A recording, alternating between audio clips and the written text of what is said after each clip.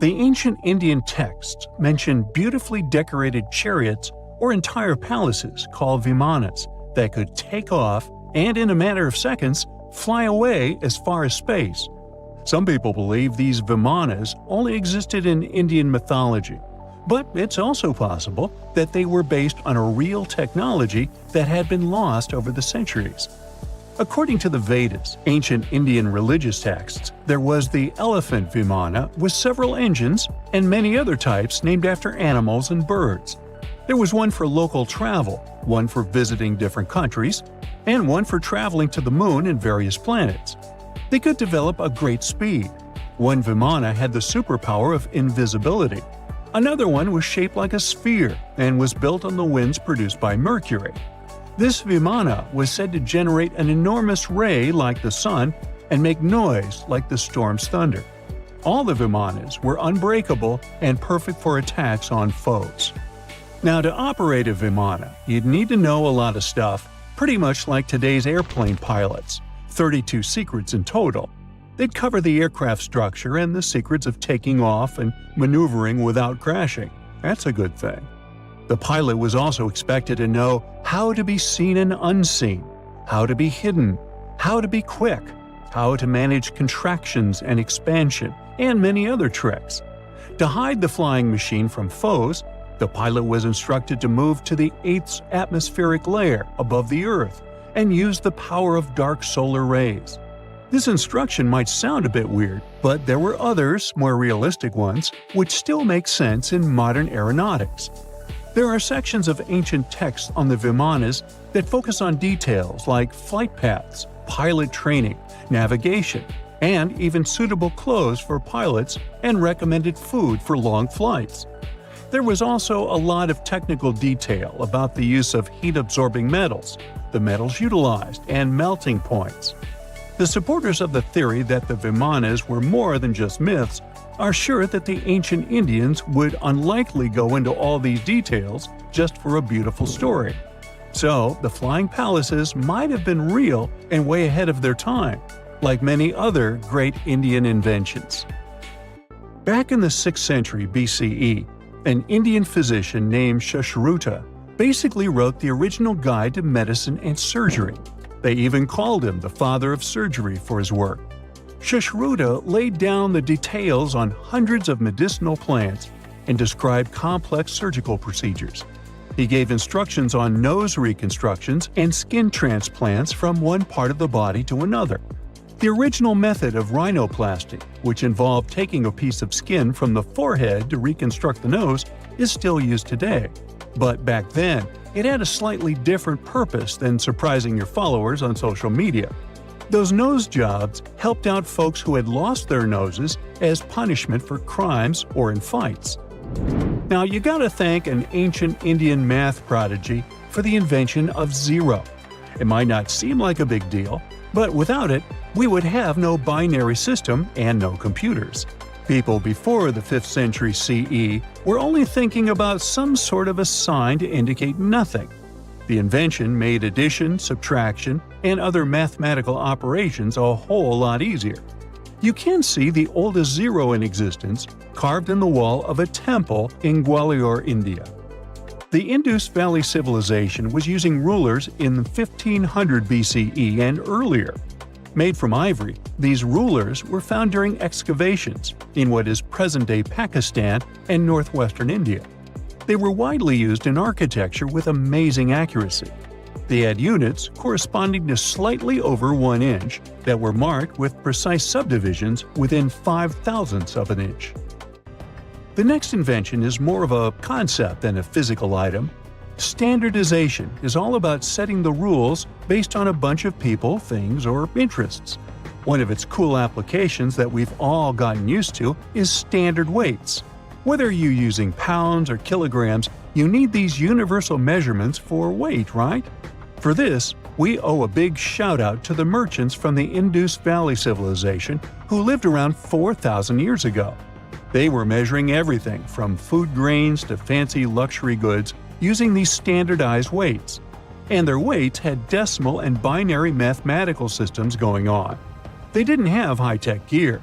but they pulled off some serious precision using complex calculations and even sand for construction.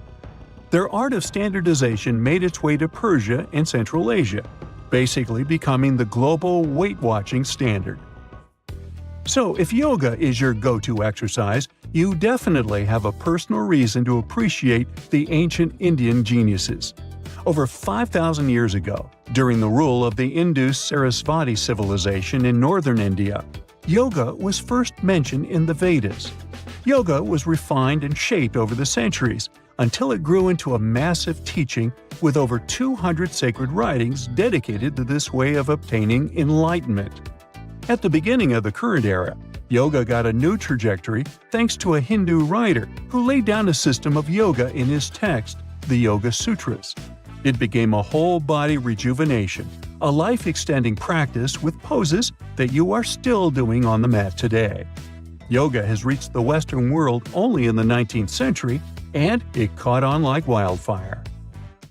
Chess, the all-time top game for intellectuals, is also an Indian invention. Its ancestor was called Chaturanga, and it was a strategic board game that started gaining popularity around 3,000 years before the current era.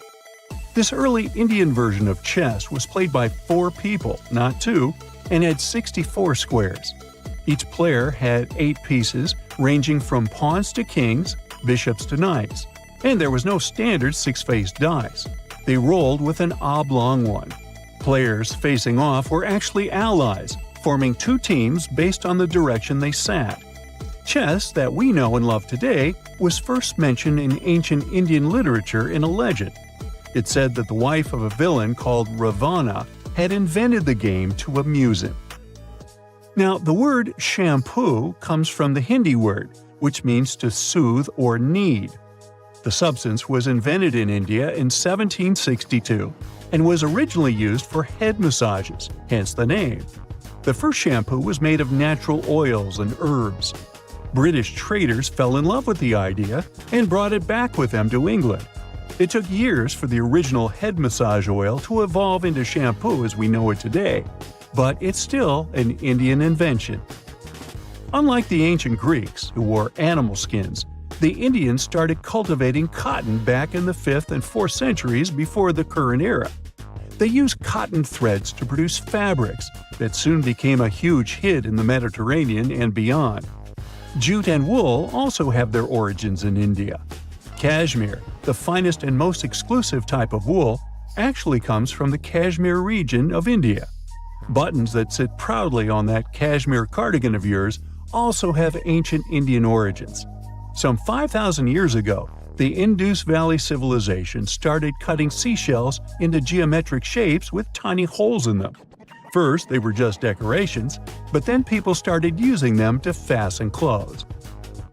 Now, when you think about radio communication pioneers, Marconi's name usually steals the spotlight. He got a Nobel Prize in Physics in 1909 for his groundbreaking radio work. But there's an unsung hero in the radio waves game, and his name is Sir Jagdish Chandra Bose. He spilled the beans on radio communication way back in 1895. He shot an electromagnetic wave across 75 feet at the town hall in Calcutta, and it went through walls, rang a bell, and even set off some gunpowder. Marconi took a page from Bose's book, using his invention, the Mercury Coherer, as a blueprint for his own two-way radio. Bose didn't patent his genius creation, so he only got his credit a century later. A gruesome discovery took place in Egypt some years ago. You want to hear about it? 16 human hands, carefully buried in 4 eerie pits. They didn't look too much like human hands at first, since they were abnormally large, but they were. Weirdly, there were only right hands, no left hands were in sight. It turned out that it points to the practice of an ancient dark ritual. Old Egyptian art and tales talked of a ceremony where warriors would present the right hand of their adversaries as proof of victory and ask for gold in return. Egyptians believed in the afterlife, so cutting off someone's hand meant you cut off their power eternally. Guaranteeing this type of defeat was interesting to the winning party. Here, the fight was between Egyptians versus Hyksos, who lived in what was once known as Canaan. Egypt has always been the center of some history-changing findings, and some time ago, this papyrus was found. If we stretched it open, it would be just a tad bigger than the height of a skyscraper. The world's tiniest skyscraper, which is located in Wichita Falls, Texas. When humans didn't write on their Notes app, they wrote on this thing, made from the medulla of a papyrus plant. Around 2,000 years ago, ancient Egyptians wrote something reminiscent of a book where they describe most of their funerary traditions and their visions of the afterlife. It's considered one of the most important texts from ancient Egypt and is still sold in bookstores to this day. This ancient manuscript was unearthed from a chamber located just south of the Pyramid of Djoser, located in Saqqara. Oh yes, Djoser is the oldest pyramid in Egypt and not the Giza pyramids like most people think. So recently, the site of Saqqara buzzed with excited archaeologists who probably found one of Egypt's oldest complete mummies. They believe that this beautiful and well-preserved mummy was that of a wealthy man. He was discovered in a deep shaft, covered in layers of gold leaves. There are many symbols that show he was an important and wealthy man, like the band he wore on his head, the bracelet on his chest, and the fact that he was embalmed with a tunic, which was reserved for Egypt's finest. The most exciting part of the entire discovery was finding the resting place sealed with mortar, just as the ancient Egyptians had left it 4,300 years ago. Now this may sound weird, but back in 2008, archaeologists discovered a missing pyramid. Now it went missing because it deteriorated over the span of 4,000 years. Today, you can only see its base. It was a pretty important site back in ancient times. It is said that around the area of the pyramid, the ancients hosted a special type of ceremony where high priests would carry mummified remains of sacred bulls. Now here's a fun fact. Ancient Egyptians believed that Apis bulls were earthly incarnations of the city deity of Memphis and was connected to rites of fertility. It wasn't just any Apis bull, though. They needed to be all black, with a single white mark between its horns and a bunch of very specific characteristics. They were selected by the local priests and honored until they passed away.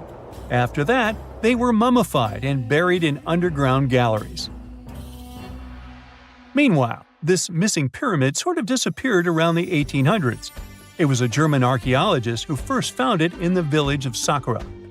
He called it the Headless Pyramid when he first found it. But then, years after the official discovery, the desert sand came along and covered the whole thing. There were some excavations between the 19th and 20th centuries, but they weren't too systematic.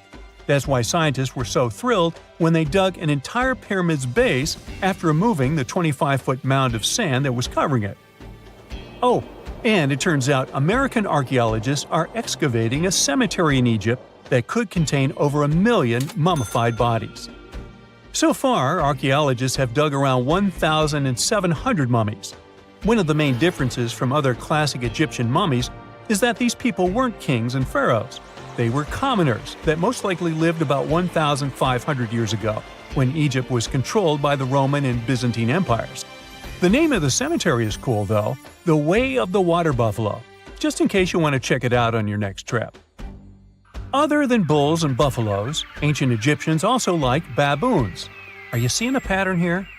In the beginning of the 20th century, archaeologists discovered a site filled with mummified baboons in a place called, guess what? The Valley of Monkeys.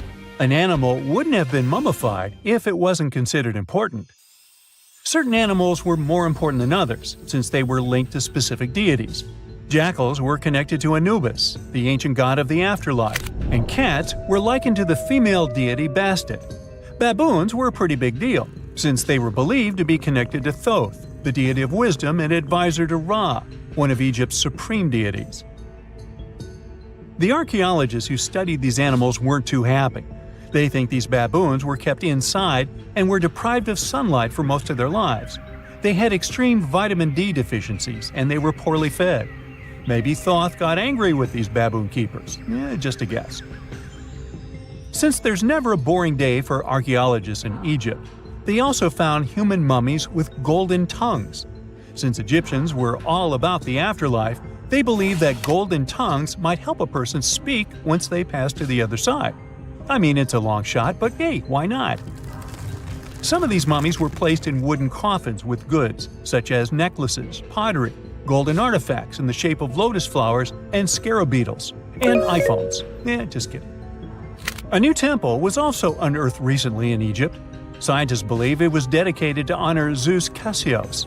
That deity would be a cross between Zeus, the almighty Greek deity of the sky, and Mount Cassios. While digging around the Sinai Peninsula in Egypt, archaeologists spotted 2 pink granite columns poking out of the ground, and bingo. They believe these columns represented the temple's front gate and collapsed during an earthquake many years ago. And speaking of deities, there weren't only super serious deities. Recently, scientists unearthed a golden ring in a city south of Cairo. No, Frodo, it's not magical. It was a normal gold ring, but it had the depiction of the deity of fun, officially named Bes. This deity is often described in sacred texts as a happy chubby dwarf. Today, many tattoos we get are sorta deprived of any sense and are made of aesthetic purposes only. In ancient Egypt, though, women would get tattoos as a token of protection for childbirth. That's what scientists think, at least. Around the Nile region, scientists found some mummies that had well-preserved tattoos, which is a rarity since the skin deteriorates so easily. 2 of these women tattooed their lower backs, and the drawings were simple. They were mostly pictures, including that same chubby dwarf we just talked about, Bes. He also had a side hustle as the protector of women during childbirth. Now, would you believe me if I told you ancient Egyptians invented robots? No? Well, that's because that's not entirely true. Sure, they were astronomers, mathematicians, and engineers, and somehow they also squeezed an eccentric invention into that package – an automated deity some scientists called Hathor. This wooden statue had been in the Metropolitan Museum of Art for years before someone noticed its secret. With the help of an X-ray machine, specialists discovered a mechanical operating system inside it. The pulley-like axis goes from the statue's shoulder to her left leg.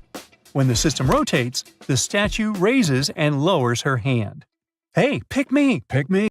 Consider the Great Pyramids, one of the original 7 wonders of the world and the only one that still exists today. Did you know that the pyramids of Giza weren't the only pyramids out there? And they weren't even the first ones. First, there were the pretty good pyramids, but they didn't catch on. Nah, I made that up.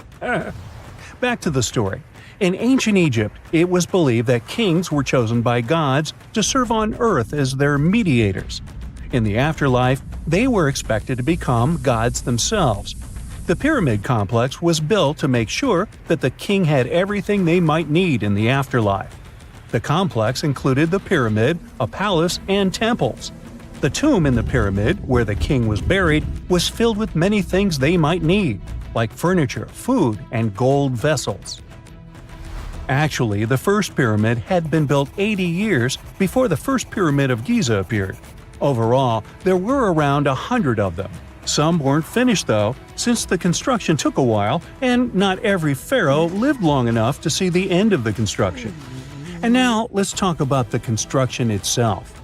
The biggest of the pyramids of Giza is as tall as a 40-story building. So how on earth did they manage to build a structure that massive 5,000 years ago, long before machines and other equipment appeared? Well, let's figure it out. So Pharaoh Khufu ascended the throne around 2575 BCE, and his architects started the construction of the oldest and biggest of the pyramids of Giza. He figured that over 2 million limestone blocks had to be used to build the pyramid, each weighing around 2.5 tons, around the weight of a rhino. The architect wanted to finish the construction in 20 years. To make it possible, a stone had to be carried and pushed into place every 4 minutes, 24 hours a day, 7 days a week, and 365 days a year, except leap year. So obviously, a lot of workers were needed to make it happen. Many believe that it was enslaved people who worked at the pyramid's construction site, but that's not true. Workers came from all over Egypt to contribute to the project. All in all, around 25,000 of them. The Egyptians were doing all kinds of work, starting with manual labor and crafting tools to administrative work. They all worked around 10 hours a day. They were housed and well fed, and they were overall living a more comfortable life than an average Egyptian could afford at that time. Supposedly, the builders lived in a nearby temporary city and were a highly organized community with a strong leader. The pyramids seemed to be designed to align with the points on a compass, and their sides symbolized the rays of the sun. But back at that time, there were no compasses. Ancient Egyptians figured out the directions themselves and with amazing precision. To align the pyramids, they used two constellations. The construction site was arranged on the west bank of the Nile River. This also had a symbolic meaning. Just like the sun sets in the west, life sets in the west as well. The second pyramid of Giza was for Khufu's son, Pharaoh Khafre. It's a bit smaller, but this one has the famous noseless statue of the Sphinx. Of course, originally it had a nose. I would tell you what happened to it, but it's still a mystery, and no one knows for sure. Sphinxes have the body of a lion and the head of a human. They were considered guardians of important areas. This famous Sphinx, also pronounced Sphinx, has the head of Pharaoh Khafre and is guarding his pyramid, facing the sunrise. The Sphinx is one of the biggest and oldest statues in the world. Originally, it not only had a nose, but was also painted. Scientists have discovered traces of the red color of its face. So, most likely, the Sphinx was painted red. There are also remains of yellow and blue color on its body. The statue definitely wasn't boring. Till around 1800, the Sphinx was buried up to its shoulders until an adventurer with a team of 160 men dug it out. But let's get back to the construction. The workers, of course, needed stone blocks. There were two main places where people could get these stones. One source was close to the construction site, but that fossil-lined yellow stone was only suitable for the pyramid's interior. The limestone blocks for the exterior were hauled from 8 miles away on 30-foot-long sleds. Apparently, it wasn't too hard to pull them.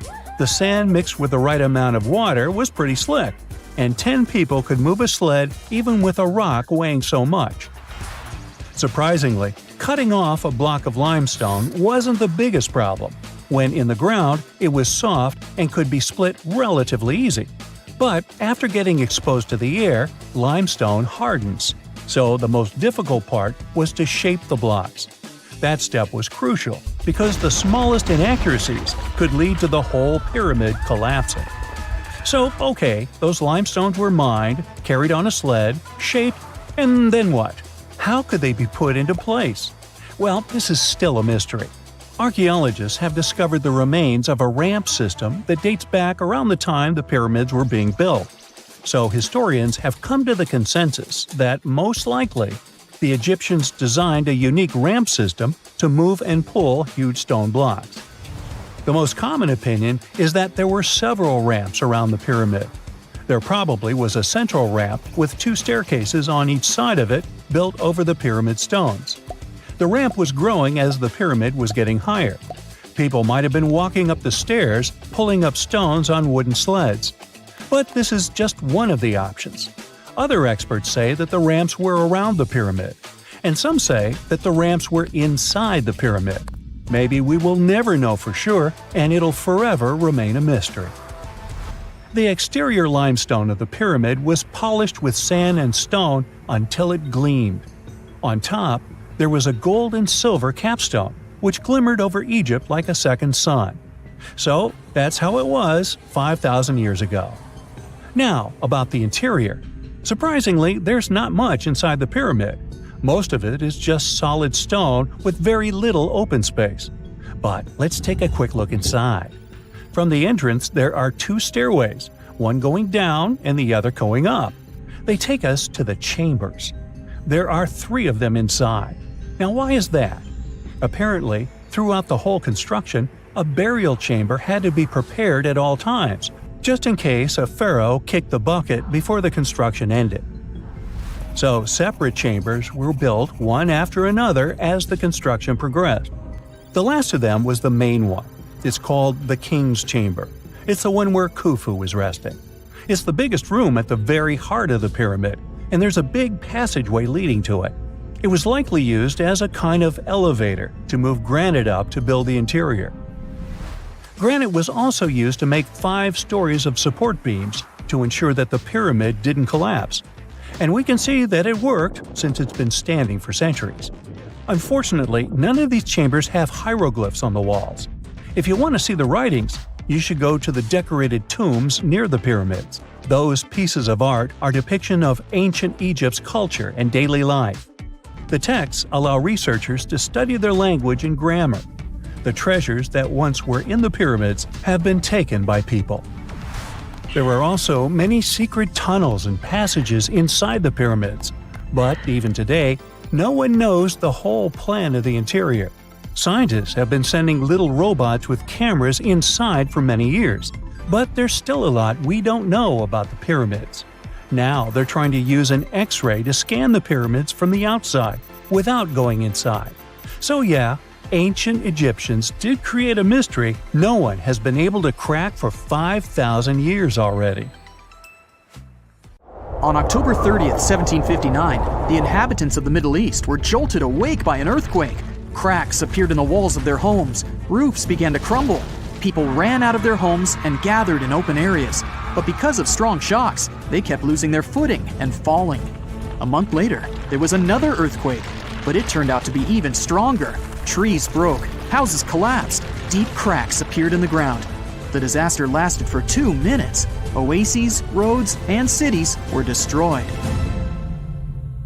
Incredibly, Baalbek's ancient buildings withstood earthquakes. Some historians state that this majestic and mysterious place was built during the Roman Empire, but many researchers disagree.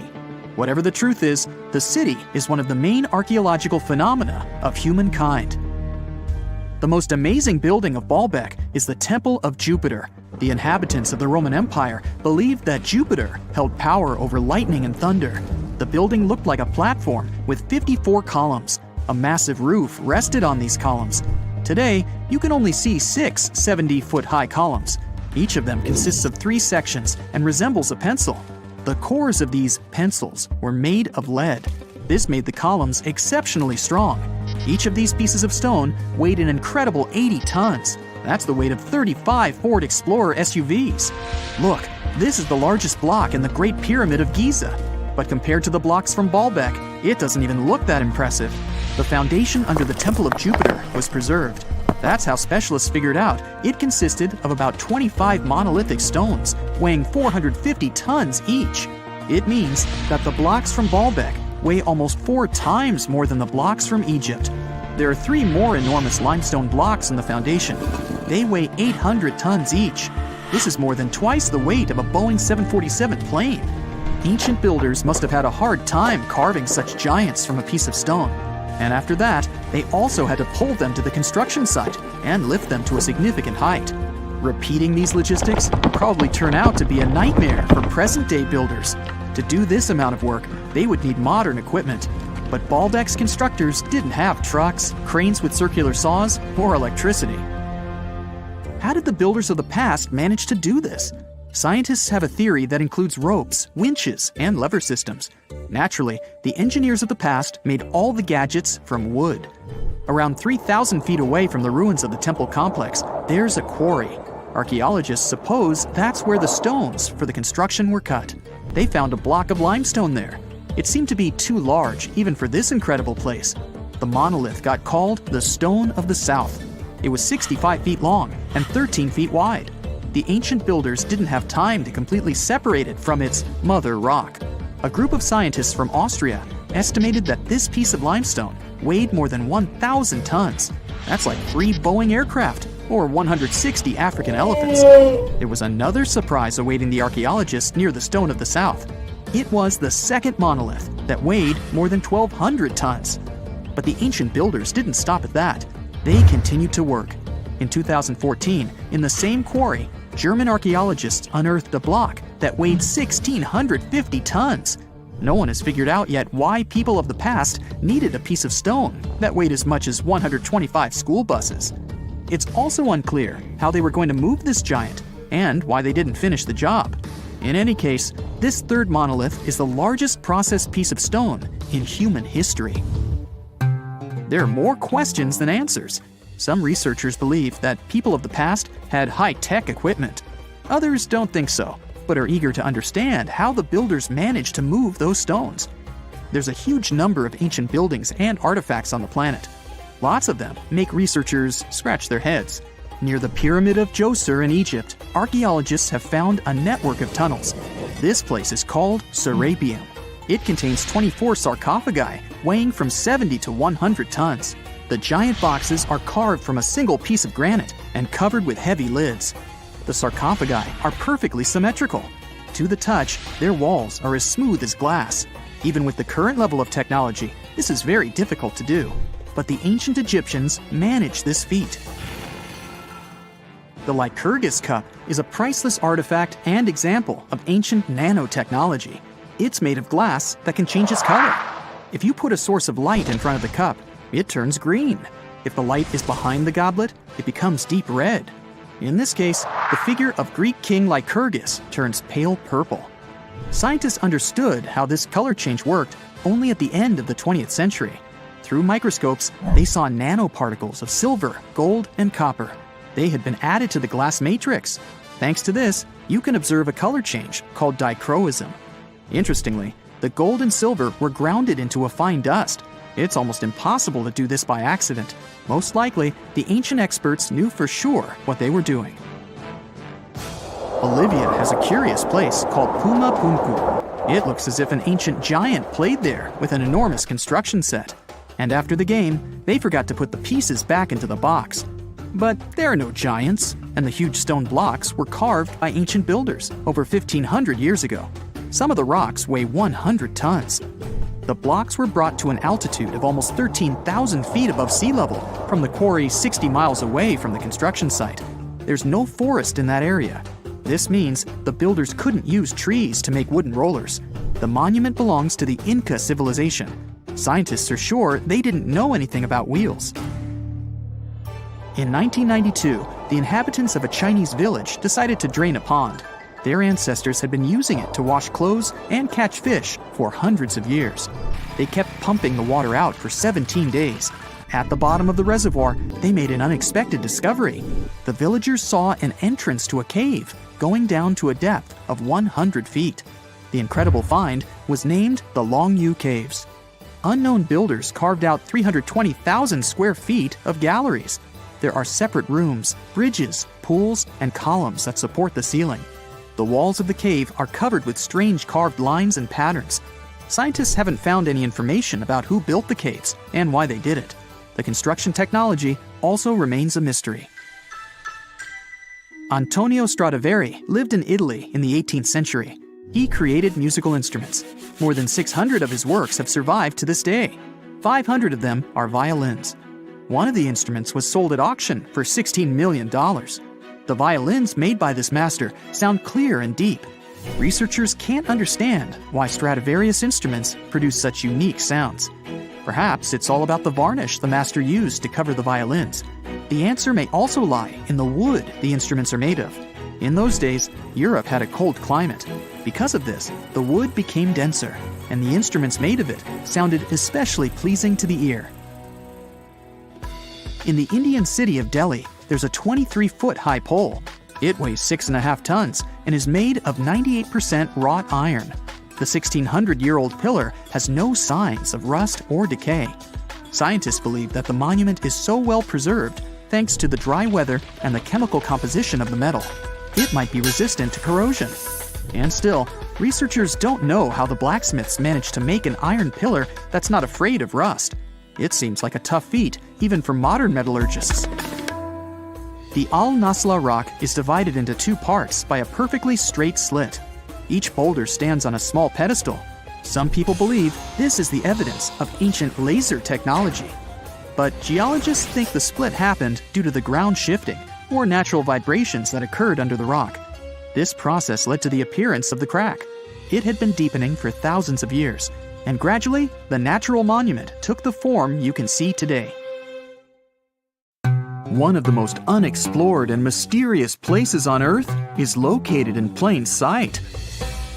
It's one of the most majestic monuments of humankind.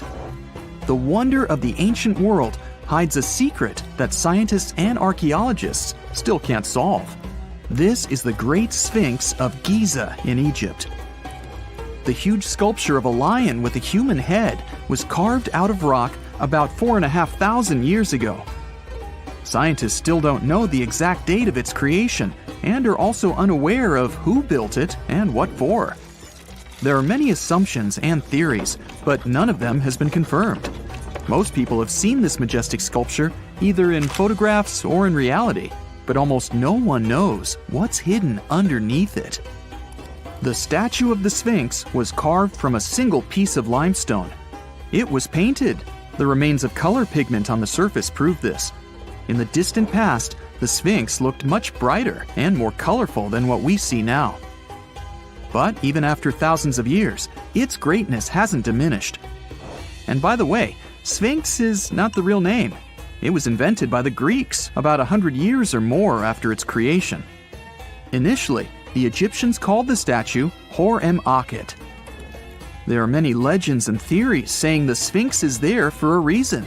It's like a watchdog that guards the tomb of the pharaoh and the secrets of ancient Egypt. These legends become more plausible when archaeologists discovered hidden entrances at the feet of the Sphinx. They believe that these secret passages are the beginning of the tunnels leading to the halls with treasures. You can find a lot of stories on the internet that claim the Sphinx hides the Hall of Records, a repository filled with ancient and secret knowledge. One of the main artifacts of this repository is supposed to be the records of the ancient mythical state of Atlantis. According to legends, the entire library from this city was moved under the Sphinx. The entrance to this library must be located next to the Sphinx's right paw. Many archaeologists tried to find this entrance, but came away empty-handed. Also, there are many images with detailed diagrams of the underground city that consists of a network of tunnels and chambers under the Sphinx. Someone says there are structures as tall as 12-story buildings hiding underground, but there's no evidence of this. Archaeologists, even after millennia, continue to explore the mysterious sculpture. At the same time, many Egyptians don't want to learn more about the Sphinx. They're terrified of awakening something supernatural. In 1998, scientists discovered tunnels leading to empty caves under the Sphinx. They found evidence of earlier excavations there. It's quite possible that someone managed to find the treasures and take them away. Some people believe Egyptians found some kind of artifact under the Sphinx that has the power of unknown advanced technologies. The artifact is so powerful that it can change the course of history. Of course, most theories are just fairy tales of conspiracy fans, but it's a confirmed fact that the Sphinx hides a system of caves and rooms. There are so many rumors surrounding the Sphinx that it's impossible to understand what's true and what's false. In any case, it's difficult and dangerous to study the sculpture because active excavations can destroy it. And then the entrance to the underground rooms can get blocked by rocks and lost forever.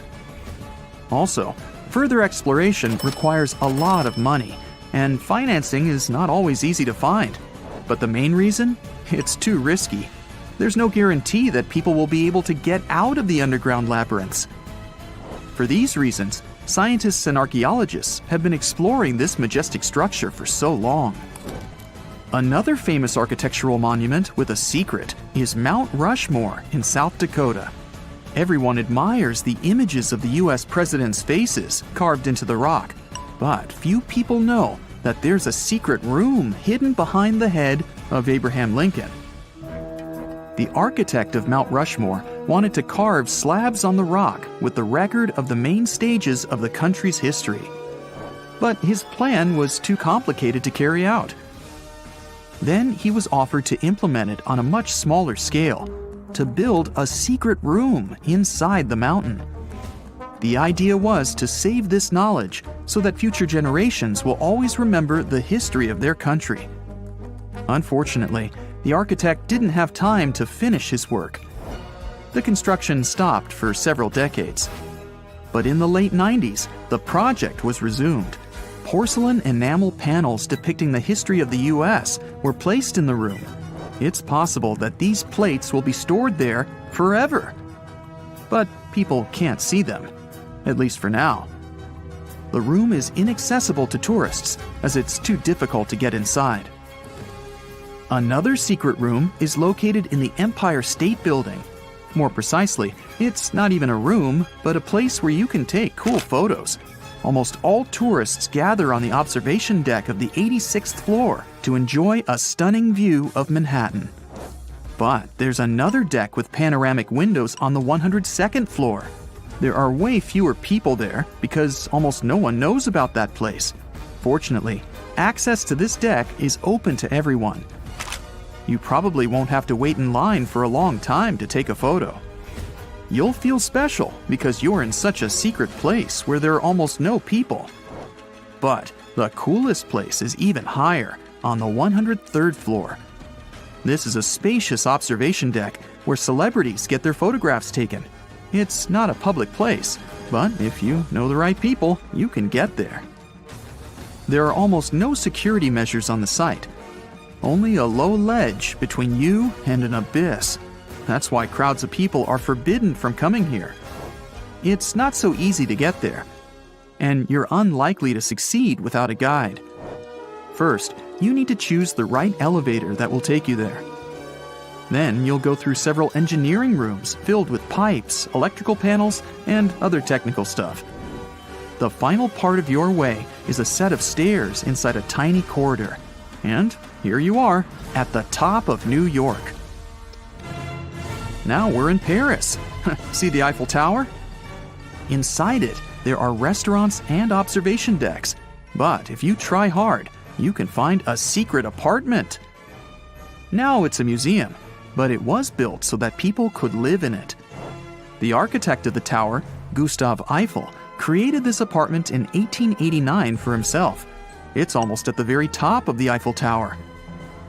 Imagine what a beautiful view he observed every day. He was the first and only tenant. No one else could gain access to this place. When the architect passed away, the apartment remained empty for a long time. Only recently, they restored it and turned it into a museum. Inside, the epoch of the last century is recreated. They even put wax figures of Gustav Eiffel, his daughter, and the American inventor Thomas Edison inside the room. This place is filled with an endless stream of passengers, office workers running late, visitors from other cities, noise, and train whistles. At Grand Central Station in New York, among all these sounds, you can hear the sound of a ball hitting a racket, if you're in the right place. A real tennis court is hidden inside New York Central Station. It belongs to a tennis club that arranges corporate games for employees of many companies. The club was opened in the 60s. Now we're moving to London, Charing Cross Road. It isn't easy to find one secret place here. To do this, you need to look carefully at your feet. Do you see these sewer grates in the asphalt? Inside them, you can notice two signs with the name Little Compton Street. Yeah, there's another street right below you. It disappeared from all maps at the end of the 19th century. Charing Cross Road was built over it. The identification signs that you see are part of old engineering tunnels. There's another interesting place in London. It's located in the southeast corner of Trafalgar Square. At first glance, it looks like a thick lamppost, but there are too many tourists walking around. You come closer and realize that one person can easily fit inside the post. The lamppost belongs not to an electrician, but to a police officer. Yeah, this is the smallest police station in the world. It was built in the 1930s and used as a watch post. Officers had to sit there one by one and watch Trafalgar Square. That always attracted a lot of pickpockets and all kinds of other criminals. Listen to this. Neanderthal fiber technology. Nope, I'm not joking. The concept is real. In 2020, a team of scientists published a paper that redefined the way we saw our closest ancestors. A find in France changed archaeology forever. and it wasn't the first time something like this had happened. But let me start from the beginning. Neanderthals. For a long time, they fit the image of the typical cavemen. If you are now thinking of someone like Fred Flintstone, you wouldn't be much wrong. What was the reason behind this stereotype? When did we start believing that Neanderthals were not the brightest tools in the shed of evolution? In comes William King, a 19th century British geologist. He was the man who named the Neanderthals. Based on the bones King found, the scientist declared the species not intelligent, and this image stuck with the Neanderthals for centuries to come. But a piece of string, just a quarter of an inch long, changed everything. A small, dry river valley, Abri du Maras, was the place of the great find. Archaeologists unearthed a cord fragment next to a stone tool. Such twisted fibers could have been used for everything from making clothes to fishing nets. In prehistory, this was some advanced tech, and the Neanderthals seemed to have mastered it. Scientists already knew that these early humans made tar from birch bark, and that they produced shell beads. There's even evidence of Neanderthal art. They were definitely not primitive. The string section and similar finds are changing the way we perceive our ancestors. The world of archaeology is constantly changing. Take the pyramids in Egypt, for example. Turns out, they weren't really built by an army of people who the pharaoh made work until they passed out. Herodotus, the famous Greek historian, was the man who started the confusion. He claimed, in 500 BCE, that 100,000 men took part in the construction of the Great Pyramid in Giza. He made no mention of who they were and why they were building the pyramids. That's how the myth started. Huge stone slabs pulled by humans, driven by a foreman with a whip. But Egyptologists would beg to differ. Those are the scientists who study ancient Egypt's culture. Fairly recently, they uncovered a workers' village that told a different tale. Yes, there was evidence of hard work on the workers' bones, but the construction industry is demanding even today. It took almost 6 years for 12,000 workers to complete the world's tallest building, Burj Khalifa. Back in Egypt, 3 times more workers finished the Great Pyramid in around 2 decades. An impressive feat of ancient engineering, wouldn't you agree? Superiors looked well after the Egyptians who built the pyramids. Their diet was rich in protein. They had medical care and they got paid properly. In fact, they lived better than the non-working population. And they lived with their families near the construction site. Archaeologists know all this because they unearthed bakeries and dormitories with bread jars and other goodies. Looks like the pharaohs were okay employers after all, and the job market wasn't that terrible. They also kept detailed papyrus records of the build and hieroglyphs. You and I wouldn't stand a chance of reading these letters that resemble images. Egyptologists had the same problem. For over a millennium, no one had used this type of font. And it's not like there was an English ancient Egyptian dictionary you could open and find meanings of words. But all this changed in 1822. A couple of decades before, the French found a broken slab of black granite. The stone contained 1 text and 3 scripts: Ancient Greek, Egyptian hieroglyphs, and Demotic.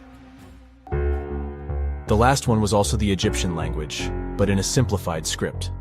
Scientists dated it back to 196 BCE.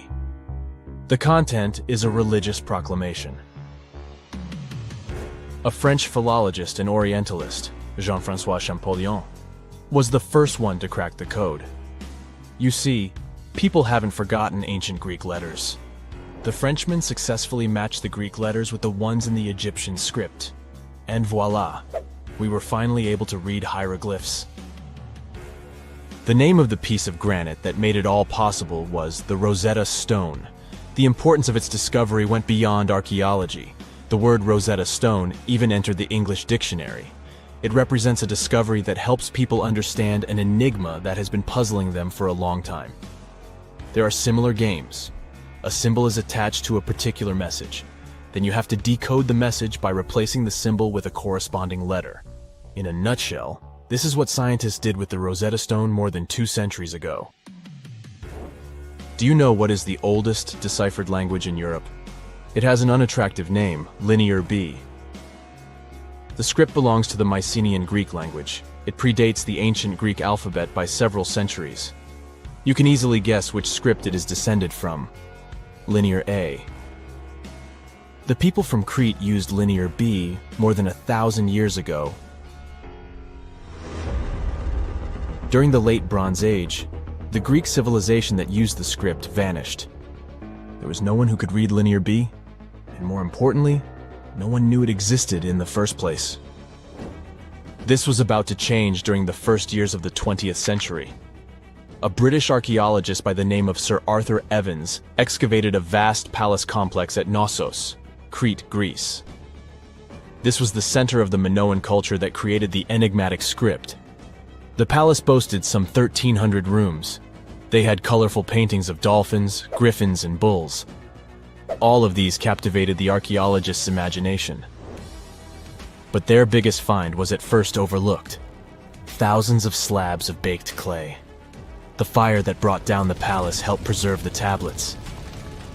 It was impossible to read the slabs, though. They were written in an unknown language. The scientific community had to wait for another half a century before Michael Ventris cracked the code. He was an English architect and cryptographer. Ventris studied Greek and Latin. While attending the famous archaeologist's lecture, the young man decided to solve the puzzle of Linear B once and for all. He managed to do so in 1952. One of Ventris's most amazing discoveries was that the script was an archaic form of Greek. But cryptology still hasn't solved the code of Linear A. This writing system will remain a mystery until a motivated young person like Michael Ventris comes along. They wouldn't have to be a professional archaeologist. Basil Brown certainly wasn't. Yet in 1939 he discovered the richest early medieval tomb in Europe. This happened in Sutton Hoo in the southeast of England. This wasn't an ordinary tomb made out of stone. It was a full-size ship, 3 times as long as a London double-decker bus. And that's not all. Apart from its main purpose, the ship was full of riches. Deluxe hanging bowls, feasting vessels, gold and dress accessories, and luxurious textiles were just some of the treasures found. Archaeologists were also amazed by the silverware from distant Byzantium. You probably know this city as Istanbul, Turkey. Even in our age, it's several days' drive from Sutton Hoo. Just imagine how much time and money it cost to import a silver plate in the 7th century.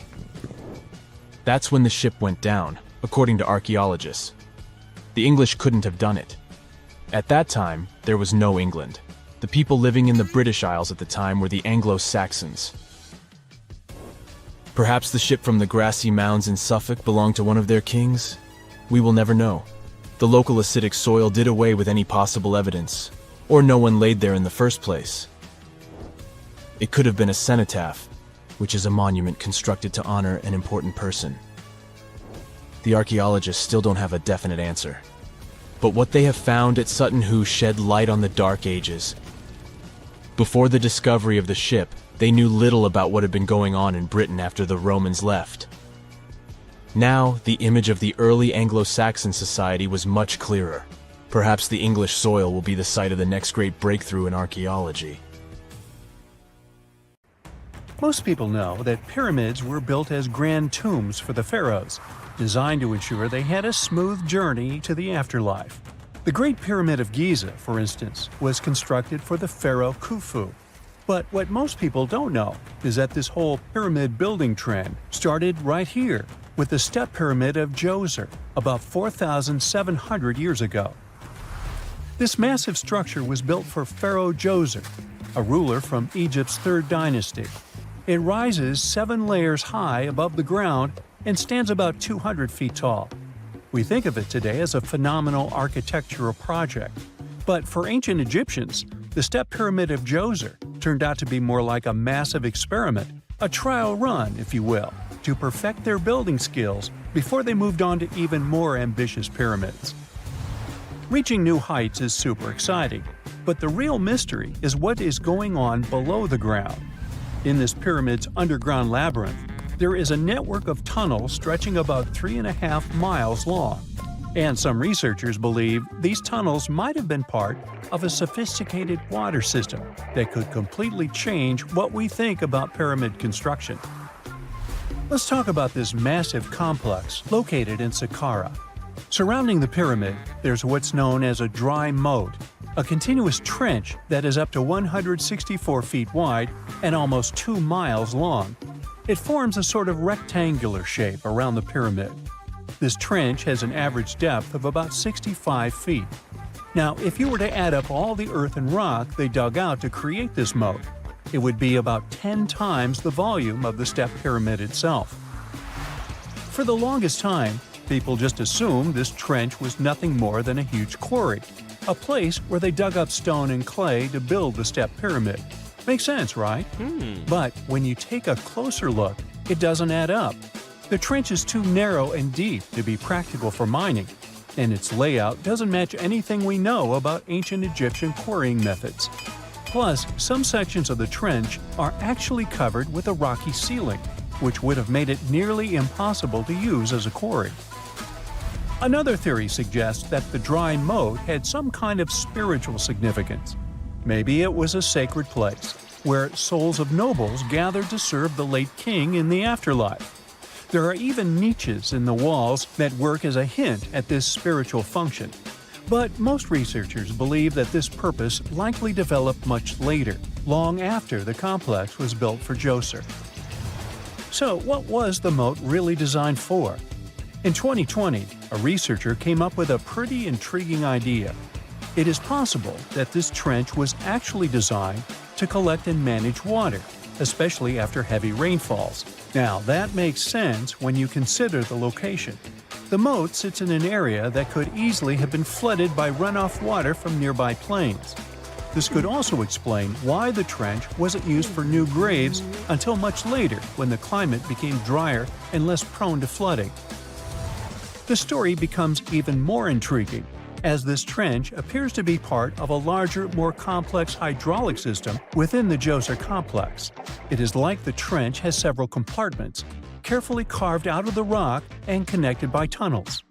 These compartments likely served as a part of a water treatment system, where water would flow from one compartment to the next, getting cleaner as it moved along. Now, here is where things start to tie into the pyramid itself. The Djoser complex has a series of underground shafts, and some researchers think that water from the moat's deep trench might have been used to power a hydraulic lift system. And this giant water-powered elevator could have been used to raise the heavy stones needed to build the pyramid. It worked like a volcano, but instead of lava, water did the heavy lifting. Imagine a big deep hole in the ground at the center of the pyramid site. Inside this hole, there was a huge wooden platform, kind of like a giant raft that could move up and down. When the workers wanted to lift a heavy stone, they would fill the hole with water. As the water rose, the wooden platform started to float up, carrying the stone with it, almost like a giant water-powered elevator. When the stone reached the right height, the workers slid it off the platform and onto the pyramid. The idea is that water from the deep trench, after being cleaned and filtered, would flow into these shafts. A massive float, possibly made of wood, would then rise as the water filled the shaft, lifting the stones up to where they were needed for construction.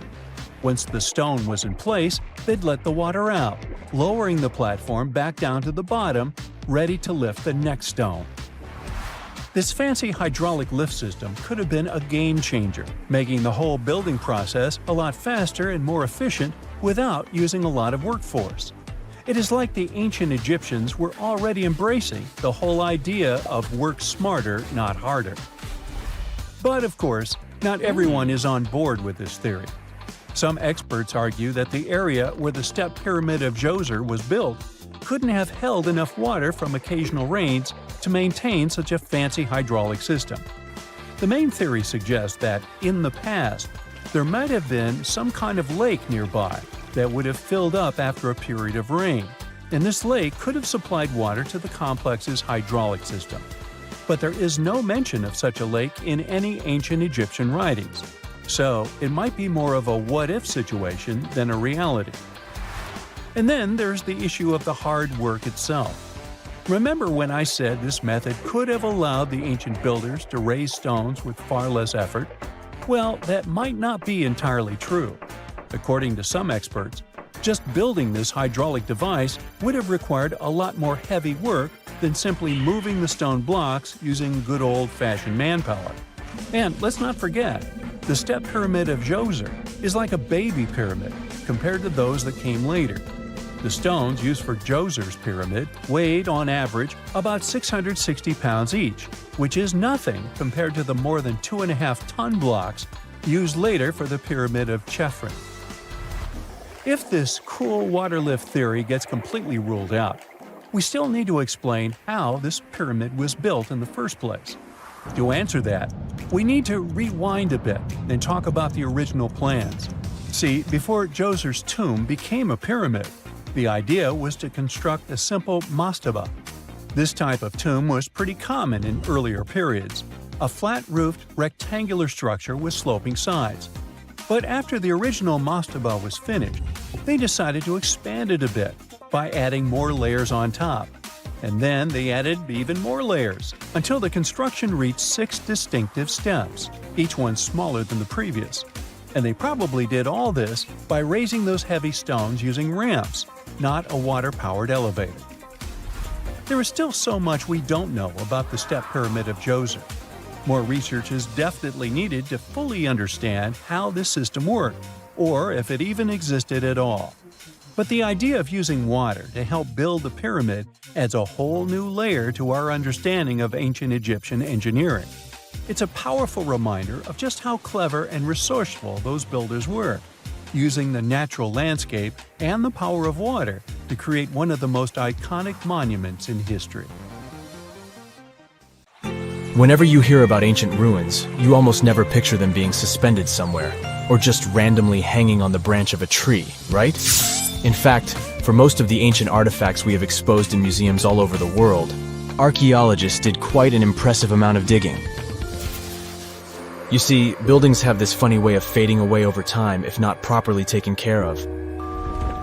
Sometimes we need to reuse some building materials, so an older construction may be sacrificed in the process. Other times houses are abandoned, and once they are exposed to the elements on the surface, like rain or sunlight, they don't really stand a chance.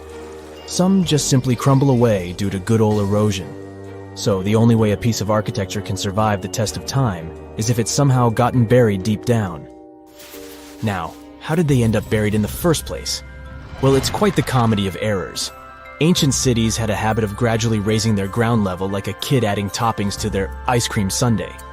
You see, these settlements were always busy collecting food and building materials to keep up with their ever-growing population. But hey, who has time to deal with waste and rubbish? It wasn't exactly high on their to-do list back in the day. So when it came to building new houses, ancient civilizations found it much easier to save their sweat and tears by piling up the rubble and constructing right on top. But that's not all. Rivers would also occasionally flood and deposit a layer of sediment on the city floors, further encapsulating those ancient constructions. And in those dry regions like the desert, where the wind likes to show off its sand and dust dance moves, you can bet it was a constant struggle to keep the establishments clean. One hilarious example is the Sphinx, which had its head buried in sand until a group of archaeologists unearthed it in 1817. Some ancient towns eventually got covered up because they were completely abandoned. With less human activity to control their expansion, plant seeds couldn't resist the opportunity and sprouted all over the place. They gobbled up carbon dioxide from the air and grew, adding more and more bulk to the ground. Those cheeky roots even decided to stabilize the soil made from decaying plant matter, creating layers upon layers of earthy goodness. It's like the ultimate DIY project Mother Nature embarked on, with plants as her loyal helpers. The act of digging into the secrets of ancient civilizations is not just about unearthing a lost world. It's also an epic quest to reveal the hidden treasures beneath layers of history. But how do archaeologists know where to dig in the first place? If everything is covered in layers upon layers of sediments, debris, and plant roots, they must have some sort of system they rely on before embarking on a new project, right? For starters, they're not always the ones suggesting an archaeological dig in a certain location. Let me explain. Let's say you're a contractor, and you want to build a new fancy apartment complex in your city. Some local legislations have certain requirements before your project can start, though. For instance, before anyone starts building on a piece of land, they might need to bring in specialists to check the soil. These clever folks can be archaeologists, geologists, or paleontologists, and they need to keep an eye on things during development. If any artifacts or ecofacts, fancy word for organic remnants, are discovered, these experts swoop in to excavate and study them. But what about sites that have nothing to do with bulldozers and yellow hats? Archaeologists have more than one trick up their sleeves when it comes to locating ancient hotspots. They dive deep into historic records with a healthy dose of detective work. By sniffing out old documents and maps, they can piece together the puzzle of human activity in a specific area. If a site has been visited before, it's even better. Finding records of past excavations or historical accounts can give archaeologists lots of information on where to continue their treasure hunt. Before archaeologists start swinging their shovels, they engage in a bit of a visual scan mission. Armed with a grid system, they'll stroll around the site, keeping their eyes peeled for any artifacts that might be hiding just beneath the Earth's upper layer. From groundstone tools to historic glass and even ancient garbage dumps, yes, they're also valuable. These keen-eyed explorers can spot signs of human activity faster than most people. If they stumble upon midden soil, fancy term for a garbage dump, they know for sure that humans once called this place home. Archaeologists don't just rely on their trusty shovels, though. They have an arsenal of gadgets to aid in their search for hidden wonders. Geophysical tools are like their secret weapons. Take the resistivity meter, for example. This clever contraption measures the electrical component of the soil and any buried features or artifacts. A buried wall, for instance, will create a different resistivity reading than the surrounding soil. Magnetometers and ground-penetrating radar work in similar ways, showcasing potential hints of ancient treasures in the soil. And who could forget our trusty old friend, the GPS? It helps archaeologists map out precise locations, like a high-tech treasure map, leading them straight to their pot of gold. Care to virtually visit some of the most important archaeological sites in the world? Well, follow me. In the United Kingdom, for instance, you'll find this interesting place called Stonehenge. It's one of many henges scattered around, but this one really takes the cake. Picture this: massive ancient stones standing tall and proud, arranged in a funky outer ring and an inner horseshoe, with some smaller stones thrown in for good measure. And guess what? These amazing stones have been around for over 5,000 years. Talk about a serious case of rock-solid longevity. Now, here's where it gets interesting. According to local folklore, the legendary wizard Merlin whipped out his magic wand and poof! He teleported these massive stones all the way from Ireland. Apparently, some giants had assembled them there, but Merlin decided they would look much better at their new location. Others think it's just the ruined remains of an old Roman spiritual edifice. These amazing structures were built by our Bronze Age ancestors. With their simple tools and limited tech, they managed to create this monumental masterpiece. Impressive, right? Unfortunately, there's still so much we don't know about this area. Stonehenge's initial purpose remains a mystery to this day. Sure, there are lots of theories, but scientists have yet to agree on the subject. However, we do know that it's perfectly aligned to catch the sunrise during the summer and winter solstices. The ancient city of Pompeii is an equally amazing archaeological site.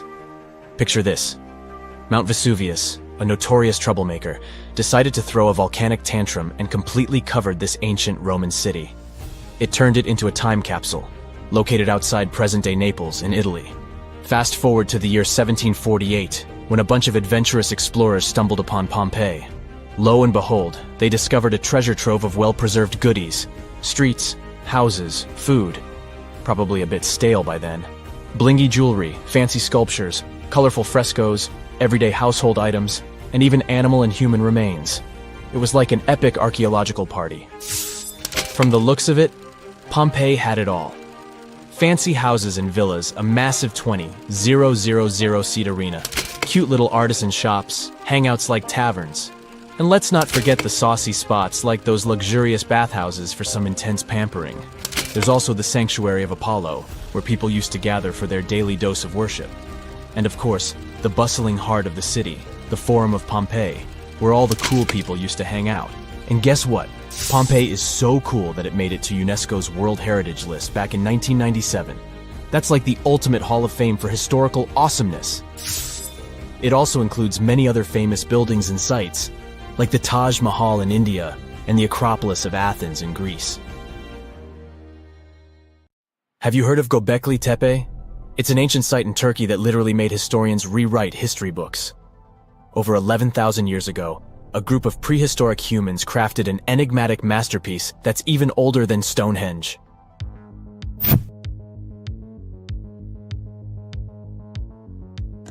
Before its discovery, archaeologists believed that people didn't know about iron and weren't good at making pottery.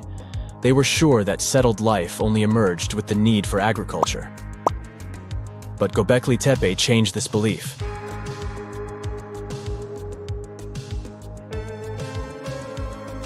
The place has revealed that it was the temple that paved the way for a settled life, not agriculture. Until this discovery, researchers believed that farming was the catalyst for sedentary living. Meet Professor Schmidt, the guy whose findings changed this theory. He managed to prove that hunter-gatherer communities laid the very foundations of this way of life.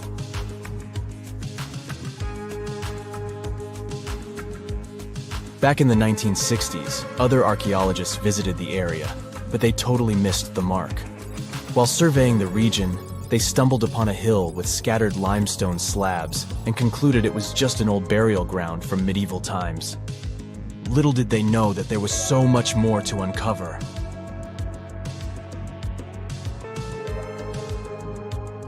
In 1994, Schmidt embarked on his own survey of prehistoric sites in the area. Surprise! He instantly realized he had discovered something truly extraordinary. Unlike the nearby flat and barren plateaus, Göbekli Tepe had a gently rounded top, rising 50 feet above the surrounding landscape. Funny enough, the translation of this place's name is Potbelly Hill. Schmidt was sure only humans could have made something like this.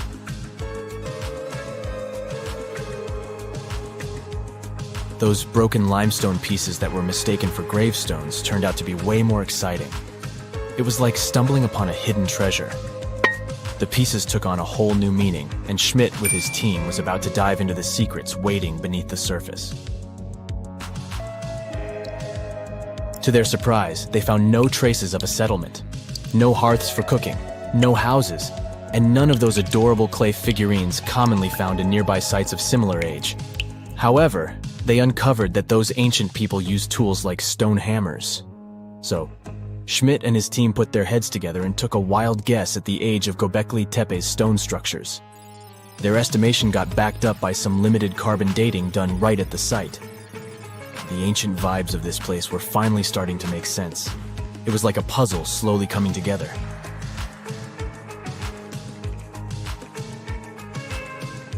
You may think that back then, people didn't have special tools to create something as cool as Göbekli Tepe. Not true. Turns out, these prehistoric folks used flint tools instead of fancy metal chisels. They were also skilled at chipping away softer limestone and crafting pillars right on the spot. Afterward, they carried the pillars a short distance to the summit and placed them upright. Once the stone rings were complete, they covered them with layers of dirt. Over time, they added new rings, and voila! You've got a cool hill to impress people in the future.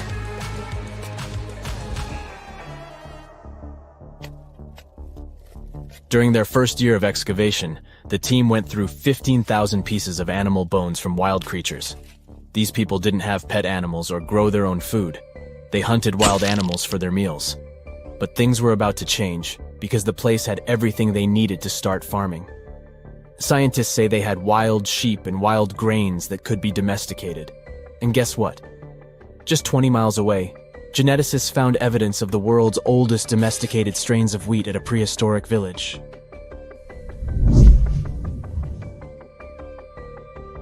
These amazing findings have completely changed how we view civilization. In the past, experts believed that people needed to learn how to farm and settle in one place before they could build temples and develop complex societies. But guess what? Schmidt's research flips that idea on its head. He claims that the incredible effort put into constructing these astonishing structures actually set the stage for the development of advanced societies. It means that societal and cultural changes happened before agriculture. Schmidt has this fascinating hypothesis about Göbekli Tepe. He thinks it could have been a special burial site where people left their loved ones. And here's the twist. The burial site was adorned with fancy statues and symbols representing deities from the spiritual realm. The idea that Göbekli Tepe could have served as a sacred place adds another layer of complexity to the whole story.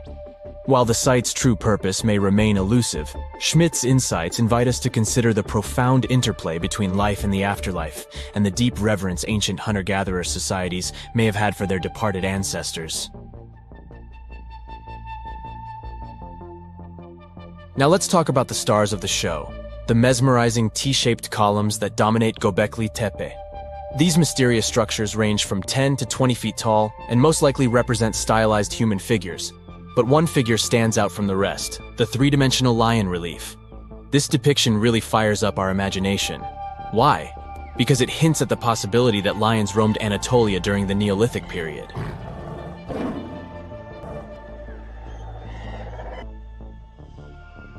These standing stones are arranged in circles and placed in rectangular pits. Each circle has a similar setup. Two big T-shaped pillars in the center, surrounded by slightly smaller ones facing inward. Talk about a stylish arrangement. These towering pillars reach a whopping 16 feet and weigh between 7 and 10 tons. Some pillars are plain and simple, while others are like works of art with intricate carvings. Foxes, scorpions, and vultures come to life, crawling and twisting on the pillars' sides. But it's not just animals depicted on these stones. Some pillars have abstract shapes representing humans, and even small carvings of clothing items. Some of them even have belts. Now, there's one pillar that stands out from the rest like a rock star. This super old stone pillar suggests that a comet crashed into Earth. It happened during a chilly period that lasted about 1,000 years. Previous studies examining Greenland ice cores hinted at this comet theory, but now the carvings at Göbekli Tepe prove it right.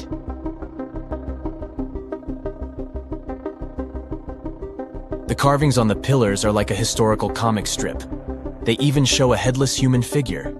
Researchers fed the images into a computer and discovered their connections to constellations, indicating that this temple might have been an ancient observatory. It's like our ancestors were trying to document this cataclysmic event in their own unique way. Archaeologists have been excavating and researching Göbekli Tepe since the mid-1990s, peeling back layers of history and providing us with a deeper understanding of the intricate relationship between various elements. They have no plans to stop the whole process for another 150 years. Who knows what else they'll find? You see, Göbekli Tepe has been labeled purely as a ritual site with no signs of domestic activities. We were led to believe that the absence of water meant it couldn't support semi-sedentary communities. But scientists believe it's time to shake things up and approach Göbekli Tepe with fresh eyes. It's time to question what we believed before and use new evidence and different ways of thinking. Like, there might have been a group of people living in the area who didn't stay in one place all the time. They moved around a bit but still had their own civilization, living in the area semi-sedentarily. Göbekli Tepe is not just home to a single temple, but an astounding collection of over 20 ancient structures. As archaeologists delve into the depths of this wonder, they are unraveling its unique layout, featuring two prominent focal points at the heart of each establishment, complemented by smaller structures and dividing walls. What's even crazier is that in this area, there are over 200 obelisks, which are narrow tapering monuments. Now here's something. Baltic amber is one of the most common resins found in the world. The reason for this is that due to the vast forests of pine, their numerous deposits are so common, they provide wonderful treasures from long ago. Ants are especially common in the Baltic amber, which comes from pine trees. Its resin is rich in sugar, so the ants often live amongst the trees, close to the easy source of food. One block found in East Germany has preserved one ant that is estimated to be about 48 million years old. Think of the birthday cake. But what makes this find interesting is another animal inside the amber. It's a mite, notorious hunters in the insect world, capable of traveling at great speed. These guys quickly latch onto their hosts, sucking them dry. They're also capable of destroying entire hives in one go. And within this piece of amber, the amber provides a display of their final struggle. In Southeast Asia, feathers belonging to something unique have been found from 80 million years ago. They were captured in resin during the Cretaceous period, a peak time for dinosaurs. The many feathers inside are from the Coelurosaur. It looks like a dinosaur, but this animal is more related to birds. Other feathers like this have been found in resin. They belong to avian and other non-flying dinosaurs. The discoveries have helped reimagine what dinosaurs actually look like. Still, dinosaurs may have had feathers instead of being completely bald. Of course, for most of them, the feathers weren't used for flying, but they helped the dinos stay warm. However, the feathers weren't all that was found, and a part of the Coelurosaur's tail is also preserved. Still, it's so small and ancient that its DNA hasn't survived to map their entire genome. The enclosed tail is also very delicate, and it can't be removed from its protective amber shell. But although these findings can only be observed, they've still provided a great insight in the evolution of birds. But how does amber preserve things so effectively, even at the initial stages? The trees produce the resin to protect any small gaps in the bark against feeding insects. Its antiseptic nature and lack of water content ensures it doesn't degrade for a long time. This also makes it more resilient as it petrifies over long periods, eventually becoming a fossil. Some of the oldest amber ever found was from the Triassic period, showing how long it can last. The pieces from Italy are about 230 million years old. And inside one of these ancient droplets holds the oldest arthropod ever recorded. This mite found inside has provided a broader understanding to their evolution. Today, they're known to mainly annoy gardeners by feeding on the petals of flowering plants. However, at the time the mite was caught, flowers didn't have any petals, and it would be without this tasty meal for another 100 million years. Now, 100 million years ago, Myanmar was part of Gondwana, the great supercontinent. At that time, Myanmar wasn't part of Asia yet. But it was still lush with a great forest, which contained many species of lizards that lived amongst the undergrowth, hiding away from dinosaurs. Many of them have been stored within amber. This fact helped discover ancestors of geckos and chameleons. By using CT scans, scientists have analyzed them, providing a glimpse into the formation of their scales, teeth, feet, and claws. It also provided an understanding of how these archaic creatures once appeared.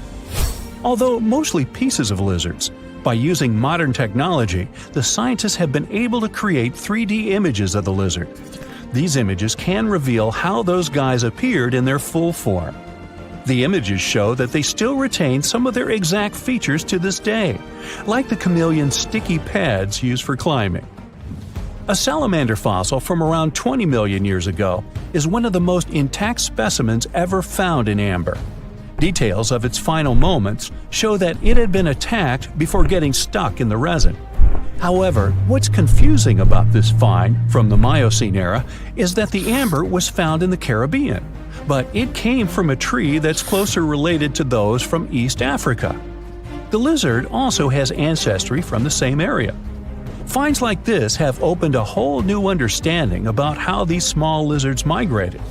It's expected that they would have ridden fallen logs, which took them across the seas to new homelands, not only to the Caribbean, but to all continents except for Antarctica. Nobody goes there, it's too cold. In the Dominican Republic, you can find some of the rarest of all ambers. This Dominican amber came from neotropical forests from around 20 million years ago. Many of the trees that made the resin are now extinct. The amber is almost completely see-through and can come in an array of beautiful colors. The most common colors are red, yellow, and even blue, and are easily mistaken for gemstones. One was found with a flea caught in it, dating to when the forest was at its peak and the mammalian variety thrived. Fleas were likely common at the time, and this flea in particular had recently fed on a mammal before getting stuck. However, something more intriguing was found within the flea. While scientists checked what mammal DNA was within the flea, they found that it was carrying an ancient bacterial blight. These blights have been constant throughout Earth's history, dramatically decreasing populations of animals and plants. This now extinct blight in the amber helped scientists determine how much the bacteria have evolved and how it spread. Now, most remnants of insects inside amber aren't much more than the exoskeleton bodies. But with some found in Myanmar, they were so well preserved that even the color of the insects is still intact. Colors in nature appear in three different ways. The first is bioluminescence, that's produced by a chemical reaction within a living organism. The second is about pigments, where the color appears in an animal or a plant tissue. The third is called structural coloration, and the production of colors here is explained by microscopic surfaces fine enough to react with the light. The rare insects in amber were found in the form of structural coloration, but only at specific wavelengths. It all explains the very intense colors rarely found. 99 million years later, these bugs can still show their vibrant colors – blue, purple, and green. Some of them appear so different in color and shape that they almost look like they're from another world. Which of course they are – a very old one. Ants have been around for about 168 million years, based on fossil evidence provided. They're well known for their social hierarchies and their hive mind system. They've dominated almost every corner of the insect world, but when these social capabilities came about have been difficult to determine. Yet, recently, amber dated from 100 million years ago has shed some light into their evolution. Several amber pieces have preserved various ant types, including the worker ants, guardian or soldier ants, and even a queen ant. Before these pieces were found, it was estimated their social nature occurred millions of years later. A piece of amber dated 100 million years ago helped shed light on the evolution of birds. A perfectly preserved bird that hatched preserved in amber was already equipped with its flight feathers. With the earlier physical abilities, they would be capable of moving around the nest by themselves at a very young age, and it's expected they could search for their own food almost immediately. But as birds continue to evolve and spend more time in the skies, their brain developed larger for their cognitive abilities. After hatching, their early development was then more focused on the brain, and the chicks slowly became more reliant on their parents over time. In Spain, a massive treasure trove of amber and other fossils has been found. Inside, there were remnants of an entire ecosystem that existed 110 million years ago. A bunch of individual fossils were found. The vast collection includes many types of insects, mollusks, arachnids, plants, 50 different dinosaur bone fragments, feathers, and hair from mammals, and a McDonald's burger wrapper. Nah, just kidding. With the abundance of findings, it's helped researchers understand the ancient terrestrial ecosystem that once existed. With loads of specific details of the environment, they've reconstructed the swamp. This way, it's now possible to experience what it was like in the world of dinosaurs. When you hear the word mummy, you might get a chill down your spine. That's because most of us associate this word with those creepy characters we've seen in some scary movies. But in reality, mummies have helped us understand a lot about ancient civilizations, their rulers, and about how people used to deal with losing their loved ones. The people most famous worldwide for their mummies are the ancient Egyptians. They believed that some sort of existence after passing away was possible, if certain conditions were met. That's why they insisted on preserving the human body through the process of mummification and placing the mummy in a furnished tomb, kind of like giving it a fully functioning apartment of its own. Why did they believe in this? Well, because they were deeply connected to their natural environment for the most part. They saw the natural cycles around them, like how the sun rose every day, followed by the moon, or how new life was always sprouting from plants, even after they had wilted away. They also believed that the powerful spirit Osiris, who represented the cycle of passing away and resurrection, played a role in this process. To prepare for the afterlife, the ancient Egyptians followed certain rituals, like mummification, which involved using materials like honey, resins, and incense to preserve the body. There's no other mummy more popular than that of King Tut. He was a young pharaoh who ruled over 3,000 years ago in Egypt. The problem with discovering ancient royal tombs is that most of such burial sites were previously robbed. People knew ancient rulers had been left with many valuable belongings, so those locations became vulnerable to thieves. When King Tut's tomb was opened in 1922, people were excited because it had not been robbed, like many other previously discovered royal tombs. That's how well hidden it was. Inside, his mummy was encapsulated in a total of 3 coffins, including one made of gold. The objects found in his tomb showed us what ancient Egypt was like, and studying his mummy also helped us learn about the culture and practices popular at the time when he passed away. We also learned about his family by looking at his DNA. Scientists were able to discover that he had had a disease called malaria and a problem with his foot that might have made it hard for him to walk. Ramses II was another pharaoh in Egypt who ruled for 68 years, which was quite a lot back in the day. He was known for his expansion campaigns and building projects. Many objects from his time as a ruler still exist today, including a large statue of him. Ramses II was about 6 feet tall and lived to be about 90 years old.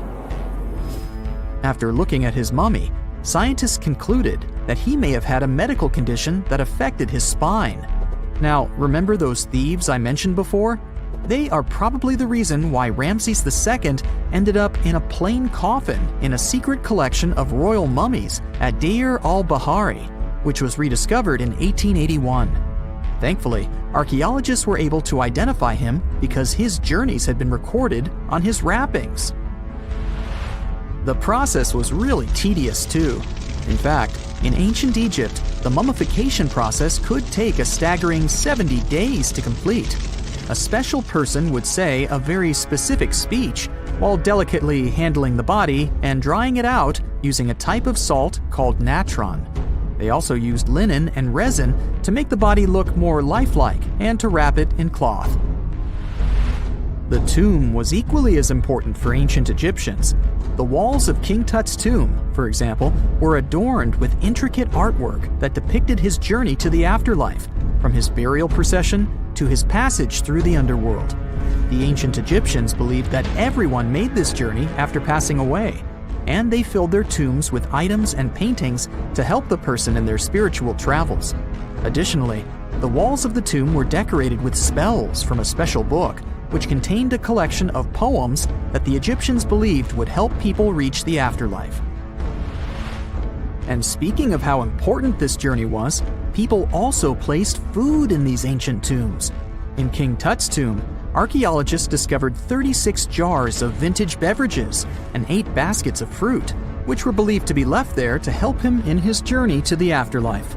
The Egyptians believed that traveling to the afterlife took a really long time, so they left a lot of supplies, such as food and water, to sustain their loved ones. Pharaohs also generally had numerous luxurious garments and beautiful jewelry in their tombs to ensure that they would have a fashionable journey.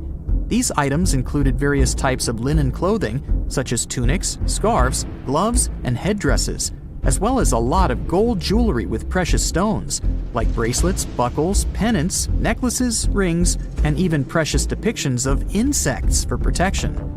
Some were also deposited with fans made from ivory and ostrich feathers to keep them cool in the afterlife. Some ancient rulers were even placed in their forever apartments along with boats. For example, Pharaoh Khufu built the Great Pyramid at Giza as his tomb, and a large ship was found inside. King Tut, however, was buried with multiple boat paddles, but no actual boat. Instead, he had 3 chariots and numerous walking sticks made of precious materials, perhaps indicating he'd rather travel to the beyond by land, not by water.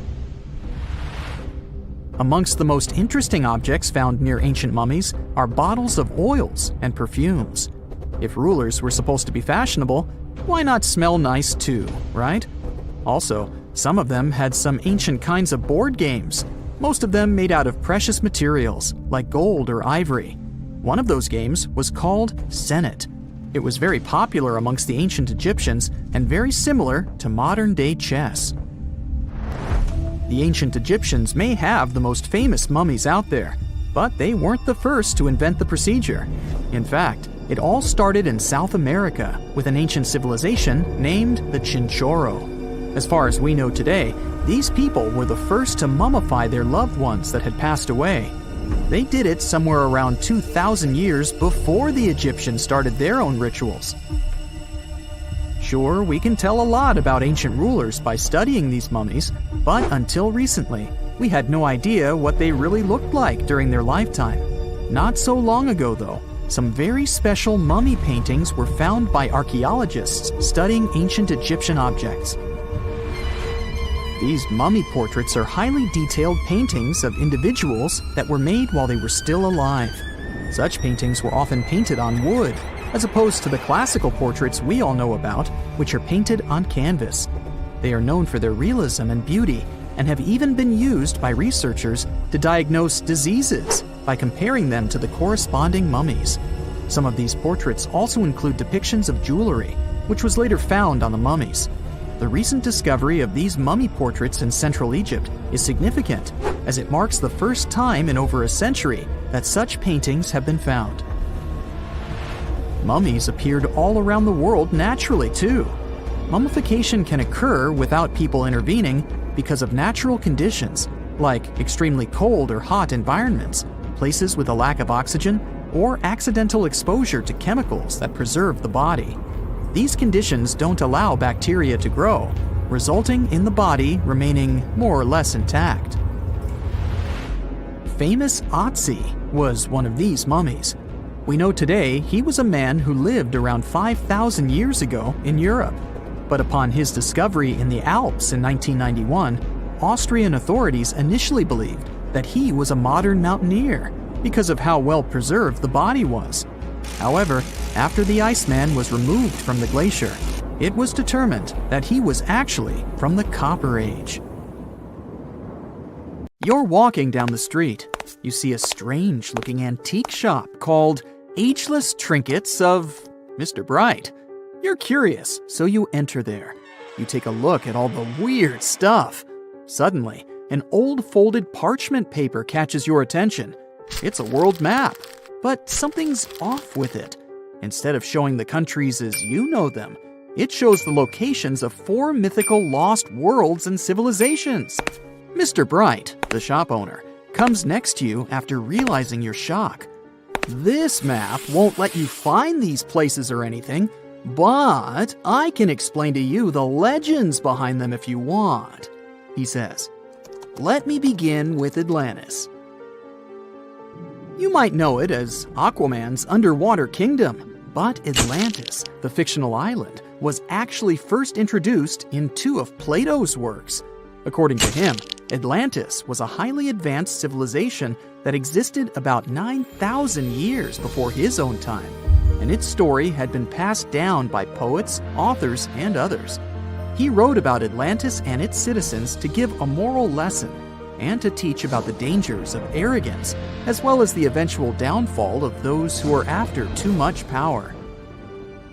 In his dialogues, Plato stated that Atlantis was a great and powerful empire that was respected in all parts of the world. It was founded by beings who were half deities and half human, and became a great naval power after a while. Being an island filled with gold, silver, and other precious metals certainly helped their case. But besides that, it was also known for its breathtaking architecture and state-of-the-art technology, as well as its countless rare and exotic wild animals. Atlanteans were proud of their great achievements and the perfection of their civilization, but their excessive pride was going to bring their downfall. They believed they were so superior that they could gain control over any nation. This led them to launch a series of invasions. they conquered many of the Mediterranean lands, but when it was time to enter Athens, Athenians pushed back with an extraordinary force, so the Atlanteans were finally defeated. Plato stated that deities then got angry at Atlanteans because of how wicked, greedy, and immoral they became. So they punished them by sending earthquakes, which caused Atlantis to sink beneath the sea. Although the earliest written records of Atlantis were Plato's works, some people still believed his story to be based on truth and tried to identify the island of Atlantis with actual countries. Some people suggested it may have been located in the Mediterranean Sea, near the coast of Spain or Italy. Others thought it may have been located in the Caribbean, off the coast of Central or South America, but there was no solid evidence to support any of these claims. One theory, in particular, seemed more plausible than the others, though. Located in the Aegean Sea, the island of Santorini was the home of a highly advanced Minoan society. However, due to a huge volcanic eruption, it was destroyed about 3,600 years ago, causing the Minoan civilization to suddenly disappear. These similarities between the fictional Atlanteans and the historical Minoans made Santorini a good candidate for the speculations. Yet again, there were still major flaws with it, such as how the time when Plato said Atlantis was destroyed doesn't coincide with the time of Santorini's eruption. So Atlantis still continues to be regarded as nothing more than a popular legend in the scientific world. Now, let's move toward the northeast direction on the map, Mr. Bright says. According to Celtic Breton mythology, there once was a magnificent city called Ys, also known as Caris, that towered over Douarnenez Bay in France's Brittany region. It was the most wealthy city in the entire Atlantic. It was especially famous for its beautiful gardens and buildings, and its citizens were all living comfortably and happily there. Dahut, who was King Bradlon's daughter in Breton legends and literature, had a deep love for the sea. She begged her father to build a city at the edge of the sea, and that is how the city of Ys was established. Little did she know that she would be the one responsible for the destruction of her father's beloved gift. You see, since the city was surrounded by the sea, it needed to be protected by a dike equipped with floodgates, and these gates could only be opened at low tide. And the only one who had the keys to these gates was the king himself. One day, a handsome red knight arrived at the city, but couldn't pass the gates. Dahut was so taken by him that she wanted to let him in. She knew that her father was the keeper of the only key to the city, so she sneaked into his room and stole it from him. Then she gave it to the Red Knight so that he could enter the city and they could be together. However, the Red Knight turned out to be the Prince of Darkness, and he intentionally left the gate open to the raging sea. The waves soon swallowed all of Ys. King Gradlon was able to escape on his magical horse, but Dahut couldn't. She turned into an evil mermaid who lured sailors into the sea. Today, if you go to Quimper, a city in Brittany, northwest France, you can find the statue of King Gradlon riding on his horse. Although the city of Ys is a legend, Brittany coast locals believe that on the days when the waters are calm, you can still hear the tolls of the city bells deep under the sea, if you listen carefully. Mr. Bright then points at the Indian Ocean on the map and says, "Now, have you heard about Lemuria?" Back in the mid-1800s, a few scientists suggested that there was once a continent that existed in the Indian Ocean, somewhere close to the south of modern-day Sri Lanka. The first one to popularize this theory was the British lawyer and zoologist Philip Lutley Sclater. In his paper, The Mammals of Madagascar, he stated that he found lemur fossils in India, and not in Africa. However, this discovery was extremely shocking to him because of the fact that lemurs' original homeland, Madagascar, is much closer to Africa. He proposed that this was possible only if some larger continent connected the two once. He stated that this continent must have eventually sunk to the ocean floor. He then named it Lemuria, and hence the theory was born. People who came after Sclater took his theory a step further and thought that Lemuria was also the home of an extinct race of humans called Lemurians, who had 4 arms and enormous bodies, and were also the ancestors of modern-day humans, as well as lemurs. Of course, as new scientific discoveries were made on plate tectonics, evolution, and the study of DNA, the theories regarding the fictional continent called Lemuria were debunked. The last fictional land on the map is Agartha, Mr. Bright says. Taking its roots from Eastern mysticism, one legend says there's a kingdom called Agartha that is located deep beneath the surface of the earth. It's where all 4 corners of the world are connected by paths and tunnels. It is said that there's a secret entrance into Agartha hidden in the Gobi Desert, and it's built by Agarthans themselves using advanced technology that can't be detected by us, the surface folks. According to some beliefs, Agartha exists to counterbalance the energies of those who live above the surface. While we live in a state of rush and heightened emotions, this world beneath us is the total opposite. Some even say that those who escaped Atlantis fled here to continue their lives inside the Earth's core. And yet, others think it's actually a land that's crawling with all kinds of monsters. But there's no need to be scared, since modern science proved Earth's core is not actually hollow and is a solid hot iron ball. So you can cancel your journey plans to the center of the Earth if you've made any. Thanks, Mr. Bright. It's nighttime, and you're about to walk inside Pharaoh Tutankhamun's final resting place. You know, King Tut. You don't have a torch, but at least you came with a flashlight. You walk down several flights of stairs and observe how the walls are carved in hieroglyphics and what looks like a spell. Those who take anything from this place will be doomed for life, the spell says. Even if you don't really believe it, this scares you a little bit. You find a huge stone door. Is it a trap? You manage to open it, but oh no, it's only an empty chamber. You check your map. It seems like you're heading in the right direction. After what feels like hours, you realize you must be trapped inside a labyrinth. You try to retrace your steps, but you can't find the door where you came in from anymore. That's it, you think to yourself. You've fallen for the Pharaoh's trap. What's worse, you didn't bring a lunch. Okay, so we've all seen Hollywood movies where the main character is exploring ancient ruins and faces some seriously dangerous traps, right? We've been told Egyptian royalty protected their final resting places with venomous scorpions and snakes, sliding doors that will trap you for life, and giant rolling boulders that will crush anyone on their paths. The thing is, were these traps truly real? Well, I regret to be the one to break it to you, but this is all fiction. These elaborate traps were too technologically advanced for ancient civilizations to pull off. That is not to say, however, that there weren't any traps at all. Ancient civilizations, like the Egyptians and the Mayans, are known for their practice of building entire monuments dedicated to the ones who had passed away. These structures would often reflect the position of person occupied in society. So, for the really important people, the VIPs of their times, massive monuments were built to host their bodies long after they were gone. Some of these civilizations believed that a person's life would continue on the other side of the veil.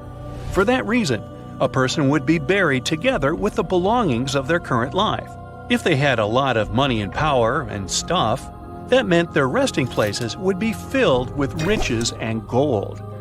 Now imagine if you lived in ancient Egypt and you knew exactly where all the pharaohs' tombs were located and had heard rumors of the amount of wealth kept in these places. Maybe you would be tempted to go check it out, right? We're talking about large rooms filled from floor to ceiling with golden artifacts, jewels, and even money. I mean, it does sound tempting. And since there weren't any security guards protecting the entrance of these places, Egyptians needed to get creative as to how they would protect these riches. These old civilizations found some traps to be useful. A recurring one was building empty rooms inside the monument to confuse a burglar. Now let's take a look at Amenhotep III's final resting place as an example. It was built in the city of Luxor, in a spot also known as the Western Valley of the Kings. Two French engineers originally discovered the monument between 1905 and 1914 CE. The structure is huge and has more than 10 chambers, connected by long corridors and steep stairways. The King's Chamber is the most hidden one, and for an outsider to try and find it, they will probably enter a lot of empty rooms beforehand. Other pharaohs tried to protect their riches by commissioning monuments with false doors concealing pits that were up to 20 feet deep. This way, an unwarned and unwanted visitor would be surprised by the deep hole on their way to the king's resting chamber. Alongside false doors, pharaohs made sure to build labyrinth-style corridors and false walls. This way, robbers could take hours or days before they found the king's real chamber. As to pits with poisonous snakes on them, if there were any reptiles inside these monuments, they probably got inside on their own, and would most likely not stay there for long. There is no way snakes would survive years and years without food inside these pits. So yes, another Hollywood-induced belief right there. If these traps seem boring to you, archaeologists did find an interesting deterrent in the final resting place of the Red Queen of Palenque in Mexico. Palenque was one of the most powerful Mayan cities in pre-Columbian Mexico, and the Red Queen was believed to be the grandmother of the last Mayan king, undoubtedly a person of immense importance to the empire. In her honor, a huge monument was built to keep her body after her passing. The discovery of the tomb itself was already thrilling. Archaeologists found an ancient monument when digging at the site back in 1994. The first thing they found was a room with a hidden door. Once they opened the door, they discovered a long corridor. Finally, at the end of this corridor was the Queen's chamber. The team of archaeologists was beyond excited to unearth this chamber with the mummy of the Queen herself still inside it. They found her to be accompanied by her pearls, jade shells, and expensive rocks. But as the team explored the remains, they saw something rather strange. The room was filled with a red-colored powder. Researchers knew that the color red was important to the Mayan people, and that much of their clothing and buildings were decorated with this color. But they didn't understand why the queen was buried with this unknown red substance. After they took a sample back with them for further analysis, they discovered that the red powder was cinnabar, a very dangerous mineral. This powder, when inhaled, can cause, shall we say, severe health damage to a person. The team concluded that this could only be a trap for anyone trying to steal her riches. Okay, so dangerous powders might have worked as the most intense traps we've seen until now. But perhaps the cheapest way to keep out unwanted visitors was to advertise spells written out all over the monument. We'd probably laugh at these today, but back in the day, they were more or less effective. Spells usually said that the person who took anything from that place would meet a tragic fate. Some spells said that robbers would lose their houses in big fires or terrible floods. Other spells said burglars would have incurable and undiagnosed health issues, but they weren't really enough to stop people from taking any gold. There are some stories surrounding how these spells might have been real. One of them is from the famous British Egyptologist Howard Carter, the one responsible for unearthing Pharaoh Tutankhamun's resting place in the 1920s. After months of unsuccessful digging, Carter discovered the tomb's existence by chance. He found the entrance to a stairway right beneath the soil where he had been searching all those months. With the help of a team, he cleared the piles of sand blocking the stairs and discovered a doorway. The door had several royal symbols carved into it, and Carter knew this could only mean a very important person had been buried there. And he was right. With a chisel, he made a hole in the top left-hand corner of the doorway and lit his vision with the help of a candle. He couldn't believe what he was seeing, the reflection of several golden and jeweled items crowding the chamber before him. Lost for 3,000 years, Carter had just discovered the final resting place of King Tut. But the story didn't finish here. This discovery was accompanied by a series of unfortunate events that led people to believe it had something to do with the pharaoh's spell.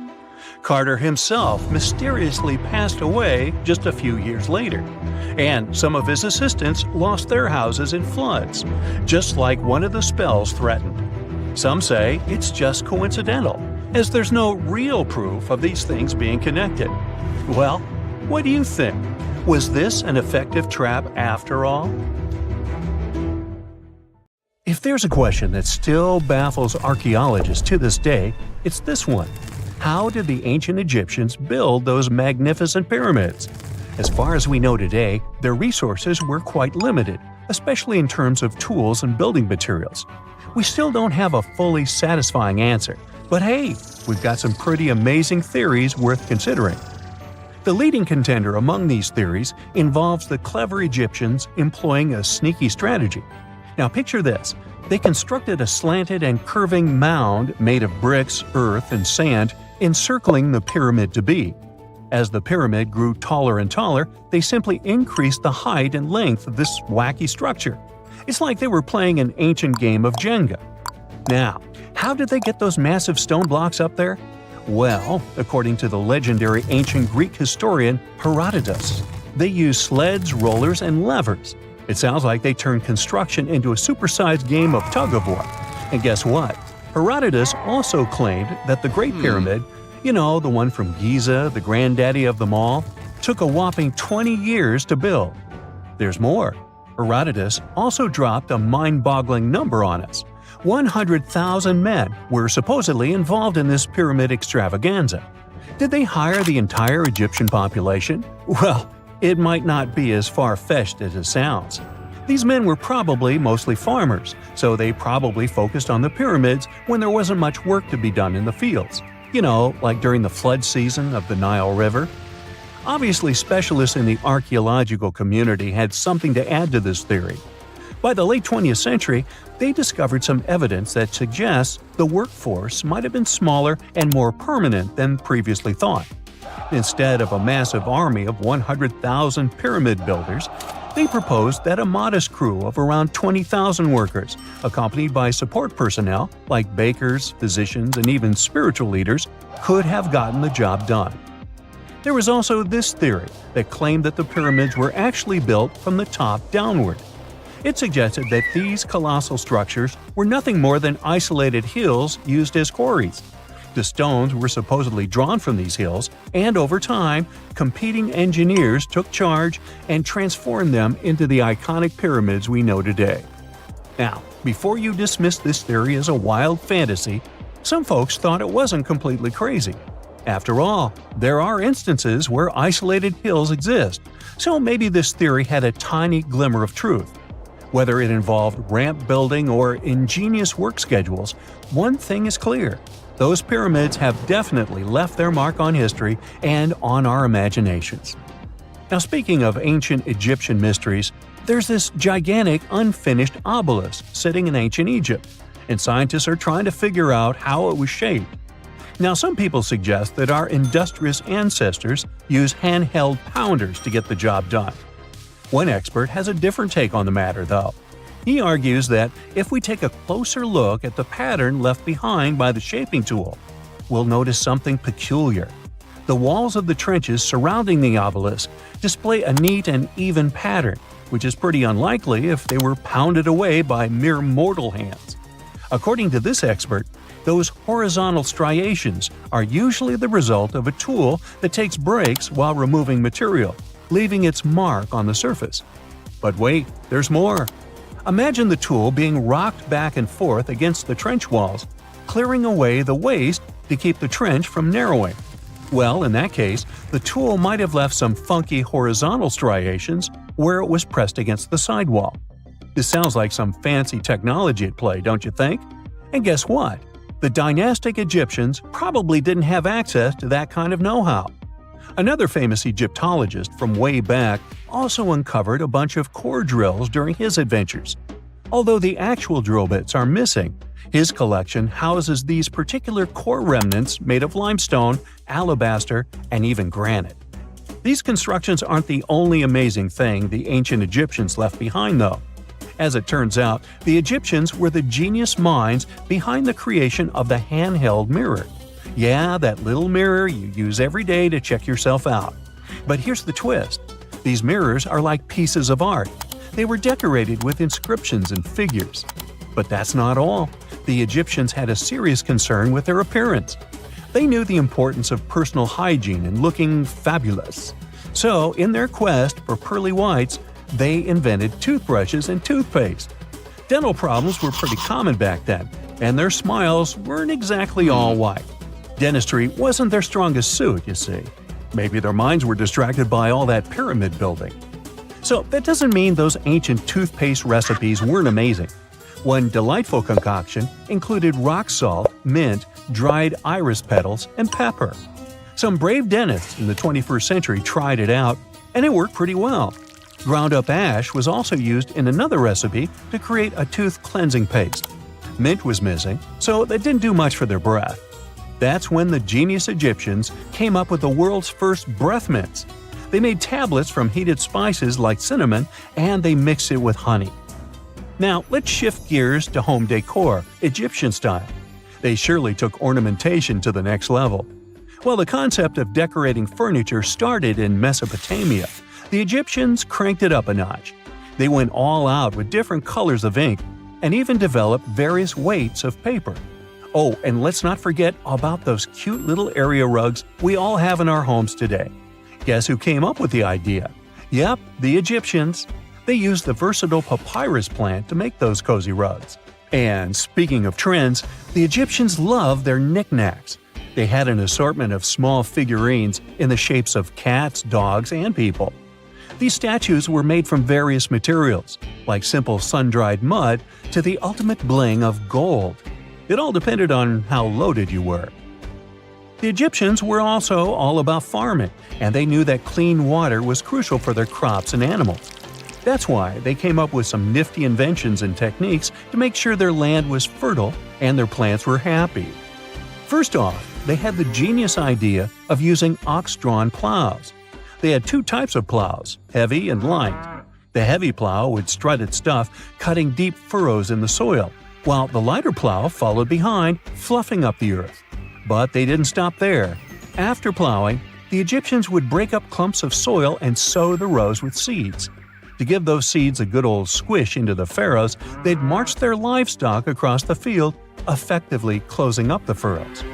But hey, all that hard work would be pointless if their seeds were as dry as the Sahara. That's where irrigation comes into play. The Egyptians were so good at it that other cultures, like the Greeks and Romans, couldn't help but copy their techniques. Now let's switch gears and talk about the marvelous architecture of ancient Egypt.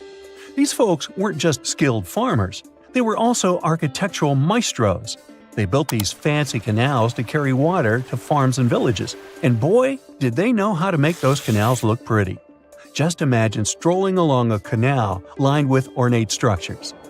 The pharaoh Ramesses the Great was quite the overachiever when it came to construction. One of his mind-blowing creations was the construction located at Abu Simbel. This building was designed so that twice a year, the sun would shine directly into it and illuminate the statues of Ramesses. And let's not forget about the corbelled arch. Without this architectural gem, we'd be missing out on some mind-boggling structures like the Great Pyramid. The Egyptians knew how to make things stand tall and proud, thanks to their engineering and construction wizardry. They built grand halls and inner sanctums that make your jaw drop. And some of these temples doubled as astronomical observatories. We've all been afraid of the dark at some point in our lives, haven't we? I mean, do you remember getting tucked into bed by your mom or dad after they read you some scary fairy tale with monsters and dragons or even dinosaurs? But just as your parents were about to turn the lights off and silently step out of your room, you remembered. What if there was something hiding under your bed? Or worse, what if some spooky creature was stuck somewhere in the closet? You could probably get up and check, but it was too dark out there. Wouldn't it be great to have some source of light that would come from within your body? You could always use it whenever you get surrounded by darkness. Unfortunately, as humans, we aren't able to do that. But there are a bunch of creatures out there that can, in fact, light themselves up. That's thanks to a little something scientists call bioluminescence. Animals and fish living in the ocean tend to have this talent more often than others. And you can find these creatures anywhere, close to the surface or deep down at the bottom. 2.5 miles deep if you have a knack for numbers. These creatures use their light for a lot of things, like communicating with other members of their species, luring in prey, and even scaring away enemies. Bioluminescence is basically an organism's ability to emit its own light. Chemistry has a lot to do with it. Such animals use two chemicals, one called luciferin and the other called luciferase. Add a bit of oxygen and bam! Light! Should you ever wonder if you actually observe bioluminescence or if someone just dropped a glow stick in the ocean, be on the lookout for neon blue, green, or even red sparkles in the sea. They're usually spread over a large area. This can even make the water look like glitter or a starry sky. You can thank squid, tiny crustaceans, and algae for this romantic atmosphere. Now, I've got another unusual phenomenon for you. How about a golden waterfall? I'm not kidding, it actually exists, and it's a natural phenomenon. To see it, you have to drive to Yosemite National Park to the Horsetail Fall. Make sure to plan your trip in winter or early spring. That's the only time during the year when you can see this awesome phenomenon. It doesn't need any scientific explanation. It's nothing more than sunlight at dusk hitting the waterfall in such a unique way that it makes it look like a river of lava. Or gold, your choice. That's the reason why during this time of year, the Horsetail Fall is also named the Fire Fall. Unfortunately, this phenomenon is becoming less and less visible within the years, mostly because of drought and other issues connecting with the melting of snow. So, should you ever decide to visit, keep an eye on the waterfall since the effect is very brief. Ever heard of a dirty thunderstorm? It's also called volcanic lightning. Apparently, specialists looking into the phenomenon have yet to fully grasp what it is. When a regular thunderstorm happens, particles with positive and negative charges collide, hence the giant spark we call lightning. It also makes a lot of noise, which you can recognize as thunder. But when a volcano is erupting, some of the volcanic ash particles get electrically charged, and while getting projected into the air with a huge force, they collide and cause electrical discharges. This whole process makes it look like there's lightning coming from the volcano itself. Imagine all that ash, gas, and smoke coming from the crater, and then add some electricity to the mix. It'll make the whole picture look really bizarre. No wonder this phenomenon is called the dirty thunderstorm. Now, how about clouds that look like waves? Those are called asperitas clouds, and they're actually quite close to the ground, unlike your regular day-to-day clouds. The name comes from the word aspero, which in Latin translates to rough or uneven. On rare occasion, you may spot such clouds when the weather is calm, but they're mostly associated with thunderstorms. These clouds appear during unstable atmospheric conditions, and surprisingly, they don't produce rain. Even though they do resemble dark storm-like clouds, they also create random patterns, tricking your eyes into thinking you're looking at the surface of the sea from under the water. Another impressive kind of cloud is called mammatus clouds. What makes them so special is a series of bulges emerging from the base of each cloud. One such cloud enters a level in the atmosphere where the wind direction changes. You can see these wave-like patterns in the sky. Australia is the place for you if you like surfing, but not all the waves you can catch there are made of water. Near a town called Hayden, there's a mysterious wave made out of rocks. This granite formation supposedly dates back to 2.63 billion years ago. That's way before dinosaurs started hanging around the planet. Standing at 49 feet high and 360 feet long, the wave was formed as a result of two processes: weathering and erosion. There's softer sediment at the base of the wave rock, which was chemically weathered by groundwater. winds and rain did the rest of the job, causing the erosion of the rest of the formation. Its red, yellow, and gray stripes are made of iron hydroxide, carbonates, and other chemical compounds that were washed down by the rain. You've made it to Australia, so stick around a bit more. There's one more location here that seems unreal. You'll need to fly over this one, however, if you want the best picture. In the western part of the country, surrounded by green woodlands, there's a series of lakes. They're all a staggering shade of bright pink. Out of them all, the most famous is Lake Hillier, a 2,000-foot-long reservoir. It's surrounded by both sand and a forest of eucalyptus trees. This makes the cartoon-like hue of the lake stand out even more. One of the many theories explaining the color of these mysterious lakes is connected with algae. These algae appear to gather high levels of a substance called beta-carotene, which has a red-orange pigment in it. Another explanation involves haloarchaea. Those are microorganisms that sometimes look red. Even if you don't enjoy flying, the lakes are great for taking a swim. They're not toxic, even though they have loads of salt in them. This means you'll be able to stay afloat easily, and the water won't damage your swimsuit. During winter up north in Canada, a bizarre phenomenon happens at Lake Abraham in Alberta. Underneath the frozen surface, you can spot some weird objects that look like frozen jellyfish. It's definitely not the case, as these creepy formations are just frozen methane bubbles. Those are pockets of gas that were trapped underwater and got stuck there after the lake had frozen. They appear when leaves and grass fall into the water and bacteria digest them. This process transforms them into methane. This phenomenon is as beautiful and strange as it is dangerous. The pockets of methane can easily become highly flammable. When the temperatures rise during the spring, the ice melts and these bubbles start popping and fizzing. It's a spectacular sight to observe. Picture a lake filled with soda. Remember not to bring any source of fire. It can be very dangerous for visitors. You can check out these types of lakes all across Canada's Banff National Park. Nature often tends to make its own music. Just listen to the sound of crickets at night, or the soothing noise of a waterfall. But in Bucks County, Pennsylvania, there's a strange geological phenomenon which takes nature soundtracks to a completely different level. These are called the ringing rocks, and scientists still can't explain their unusual behavior.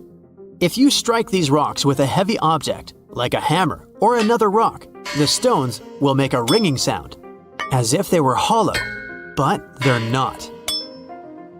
What makes the ringing rocks even more bizarre, apart from the mysterious sound they make, is that no animal wants to hang around there. Even though the rocks are surrounded by a thick forest, scientists haven't managed to trace any animal activity in the area yet. Even more striking is the fact that despite all the trees around the rocks, you won't find any leaves lying on the boulders. What makes these rocks so unappealing for both animals and vegetation is still up for debate. Imagine working 7 days a week on a large-scale construction site. You, along with thousands of others, carry millions of stone blocks and put them on top of each other according to a complex system. You work without modern construction equipment. You have no air conditioning or constant access to water. It's so hot outside that you can fry eggs on the road. You've been building the pyramid for decades, and now, when it's finally done, you enjoy the result of the colossal work of thousands of people. You're looking at a giant cultural monument of global value that will freeze in time and amaze people for tens of thousands of years. A few thousand years have passed. People in the 21st century see the pyramids and are like, wow, I can't believe humans have built this. Yeah, the people who built the pyramids wouldn't have appreciated such a theory. But actually, there are reasons to believe that people built it using some fantastic technology. From the outside, it seems the Great Pyramids are just big triangles of stone. People just put some heavy blocks on top of each other, and that's it. In fact, The design seems too perfect to be true. The pyramid consists of more than 2 million blocks. They lay so close to each other and are so even that you couldn't squeeze even a thin sheet of paper between them. Scientists still can't figure out the exact technology for building the Egyptian pyramids. One of the biggest and most famous is the Great Pyramid of Giza. This huge construction, well known all over the world, has one big secret. There should be a capstone on top of the pyramid. It's a triangular-shaped stone block, a small pyramid on top of a huge one. It's also called a pyramidion. The builders of ancient Egypt made it out of granite and limestone and covered it with gold. No records or old drawings prove that there was a pyramidion at the top of the Great Pyramid of Giza. But there's another ancient Egyptian structure with such a triangle, the Red Pyramid. It was built before the Great One, and its capstone has survived to this day. Archaeologists have found and reconstructed it. But where could the capstone of the Great Pyramid be? It's a mystery that still has no answer. Some are sure that some thieves have stolen it from the top. Maybe they just climbed up and pushed the pyramidion down. It makes perfect sense. The capstone was probably the most valuable element of the pyramid. Many scientists and archaeologists still don't know its exact purpose. Some believe that this peak covered with gold glorified the pharaohs. The capstone reflected moonlight at night and illuminated the entire space around it. During the day, the capstone reflected sunlight with its shiny surface. You could have noticed it from afar. The top of the pyramid was a kind of guiding star for lost travelers. All other stone blocks of the pyramid consist of limestone. People polished them to make them look shiny. In the past, they were even glowing and reflected light. You could see glowing pyramids from space, although they looked like tiny lights.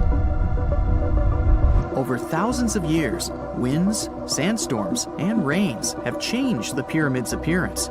If people had taken care of them all this time, they would have looked like something out of science fiction movies, or the pyramids from Las Vegas. But unfortunately, we will never see their original appearance.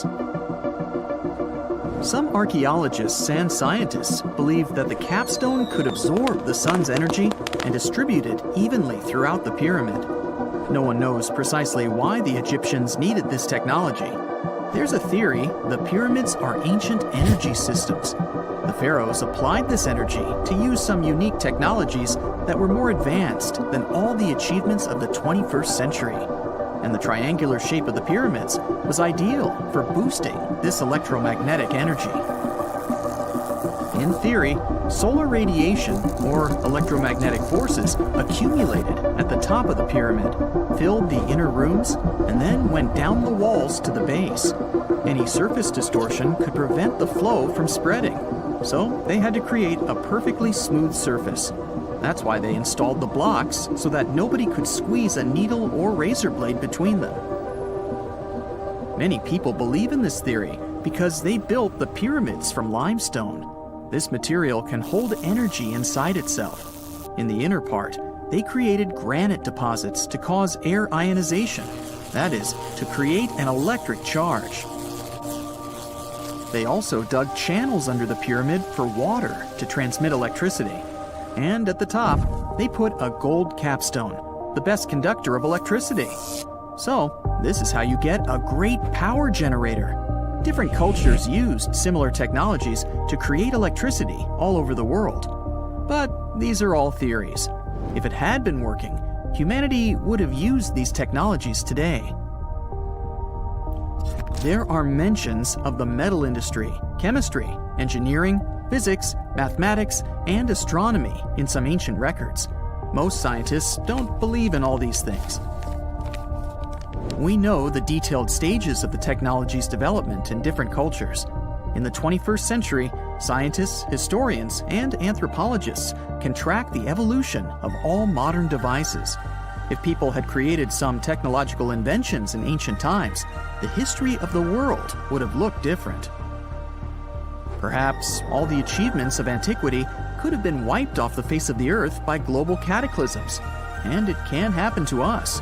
Just imagine how people would dig up a laptop in 5,000 years. Perhaps they wouldn't understand what kind of device it is. Another Egyptian wonder surrounded by mystery is the statue of the Sphinx. The Egyptians carved it out of a single massive piece of limestone about 4.5 thousand years ago. But scientists still don't know the exact date of its construction or who built it. People painted the Sphinx in different colors, so it looked much brighter and more vivid in the distant past. It was shining just like the Great Pyramids. Anyway, time hasn't only changed its appearance, but its name too. Initially, the Egyptians called it Hor-Mekhet. The Greeks renamed it the Sphinx about a few hundred years after it had been built. The Sphinx emphasized the greatness of the rulers of Egypt. It also performed a symbolic function of a watchdog guarding the tomb of the pharaoh and the paths leading to it. This version sounds realistic, since archaeologists have discovered many secret entrances at the foot of the Sphinx.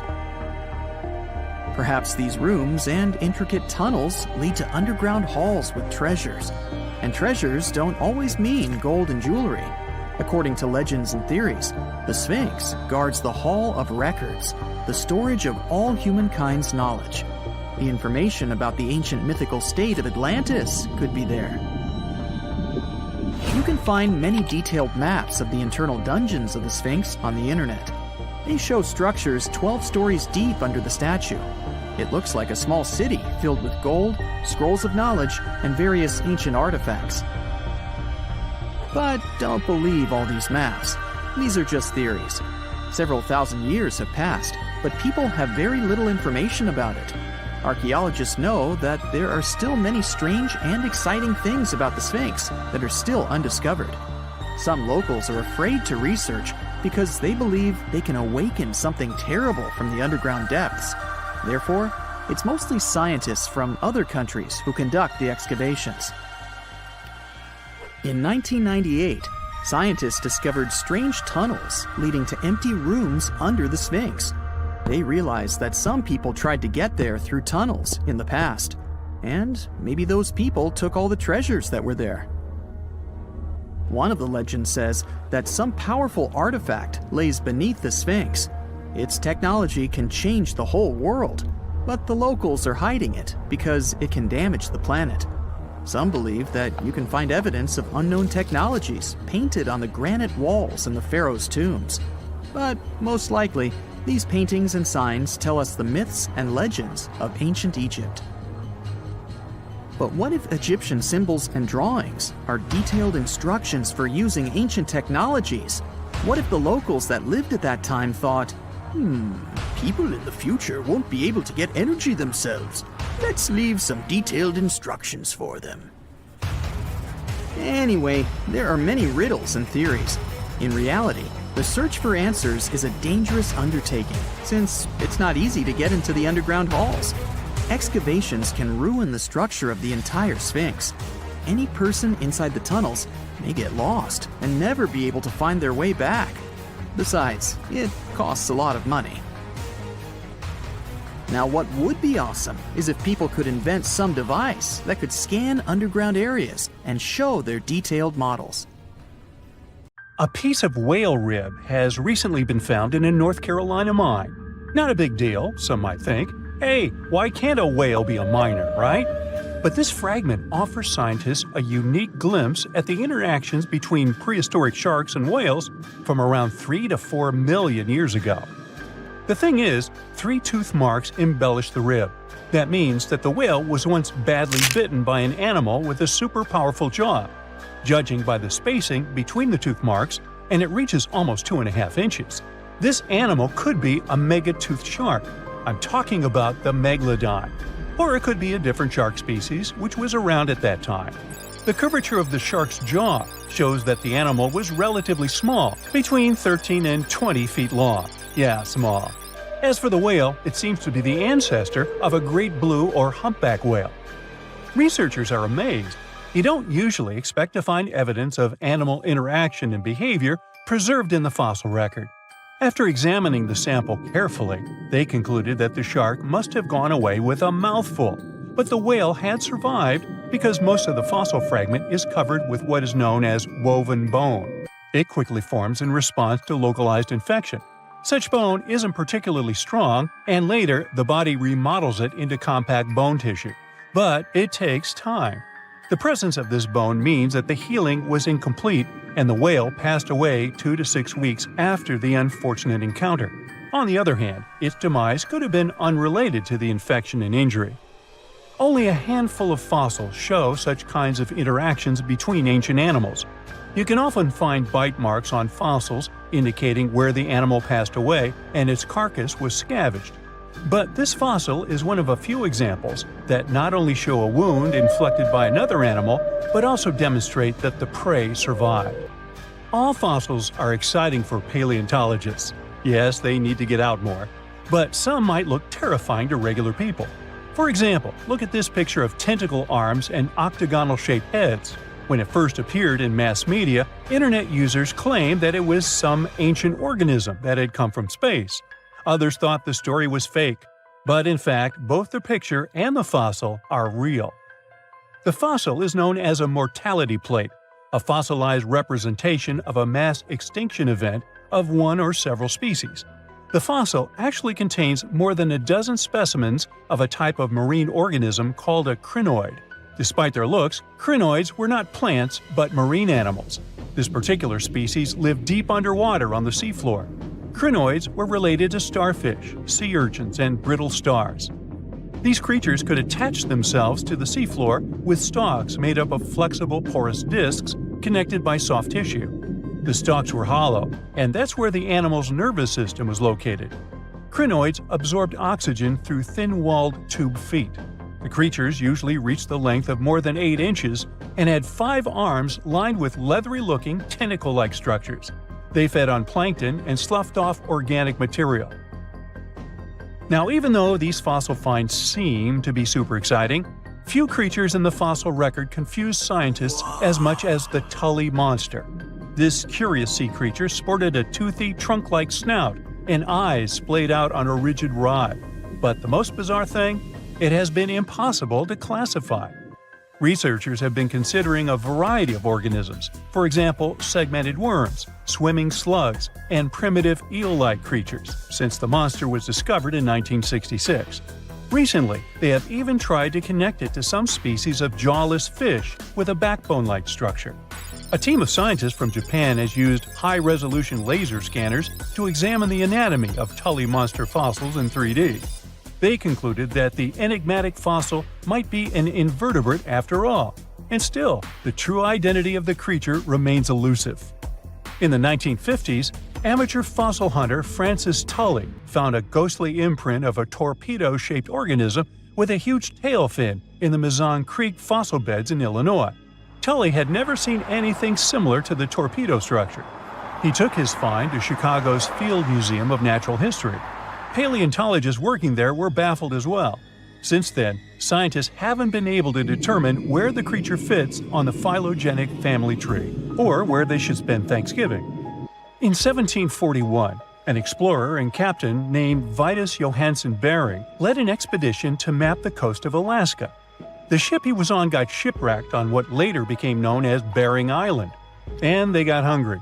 Half the crew survived thanks to the discovery of an extremely large sea cow. With the meat of these animals nourishing them, the sailors managed to build a small ship from the wreckage and return home. On their way back, a scientist who was among them spent his time documenting the animals and plants they had found. The sea cow was particularly interesting because without it, the crew wouldn't have survived. These animals were more than 26 feet long and weighed around 10 tons. All sea cows are member of the order Sirenia, marine mammals more closely related to elephants than cows. The scientists describe them as having black skin, a small head, and stubby forelimbs. Those sea cows floated on the water's surface, munching on kelp. After the information about these animals became widespread, sea otter fur trading expeditions made use of that convenient depot en route. Sea cows were docile and could be easily hunted. Long story short, within 27 years after the scientists mentioned those animals, they were driven to extinction. But it's not the saddest part. the fossil record reveals a much deeper and darker history. Fossils of sea cows have been discovered all over the world, from Japan to Mexico. It means that the animal once thrived in the vast kelp beds around the entire North Pacific Rim. That small population discovered by the expedition was probably the last remains of a once much larger and way healthier population. More likely, Aboriginal hunting had already reduced the numbers of these animals to near extinction levels, and the final blow came from Western hunters. The living close relatives of those ancient sea cows are rarely hunted today. Still, they're under threat of extinction themselves. To some, this amazing fossil might look a bit disturbing. Slaves' lentils are fossils that belong to animals called nummilites. They lived and thrived in a warm, shallow sea covering part of Egypt around 40 million years ago. The name nummilites hints at the fact that larger specimens resemble coins, and in Egyptian folklore, they're even referred to as angel's money. These creatures have a simple, single-celled structure, which contrasts with their super intricate skeleton. Look at this series of spiral overlapping whorls. Each whorl is divided into countless tiny chambers. Nummilites can grow to be 4 inches in diameter, and still, they are the fossils of single-celled animals related to amoeba. How and why did they grow to be so large? The reason could be their symbiotic relationships with other smaller organisms. In the case of modern species, such symbionts are tiny golden-brown single-celled algae called diatoms. The shells of nummilites are relatively transparent, and since they're flat, there's a large surface area for the light needed for the diatoms to photosynthesize. For some reasons, scientists are still debating about them. The presence of plant symbionts in animals dwelling in the sea encourages the growth of a calcareous skeleton in hosts. So, the gigantic size of the nummilites in Egypt could be due to their close relationship with symbiotic diatoms. Does that make sense? Fun fact: a species of nummilites evolve very fast, and their fossils change from one layer of sediments to the next. So the limestone used for the pyramids of Giza are so packed with such fossils that it's known as nummilitic limestone. This limestone also contains 2 kinds of nummilites, the smaller slave's lentils and the larger angel's money. But those are not different species, but rather different stages in the life cycle of a single species. The majority of us have believed for a really long time that Stonehenge, one of the most iconic monuments in the world, was an ancient calendar because of its alignment with the summer and winter solstices. But no one could figure out how it really worked. Now, a team of researchers have come out with another study. It turns out that Stonehenge could have functioned like the solar calendar. It's a similar principle to the solar calendar ancient Egyptians used to have, the one based on a year composed of 365.25 days. Each of the stones from this big mysterious sarsen circle represented one day within a month. Sarsens are what we call these large boulders. It's actually a perpetual calendar, where people could track every winter solstice sunset. That way, those who lived near Stonehenge, which is today Wiltshire, UK, could keep track of the days and months of the year. We all now understand this mysterious calendar system because of this interesting discovery in 2020. The team has identified the source of 50 of the 52 sarsens that make up the iconic stone circle we all know about. They analyzed the chemical composition of these sarsens and traced their origins to the West Woods in Wiltshire, which is about 15 miles away from the monument. Not only did these 50 sarsens come from the same source, but they were also placed in their current position at approximately the same time. They make the outer circle of Stonehenge, together with a horseshoe-shaped inner ring. Near the center of the monument, there are smaller rocks, known as bluestones. The team traced the origins of the bluestones all the way to Wales.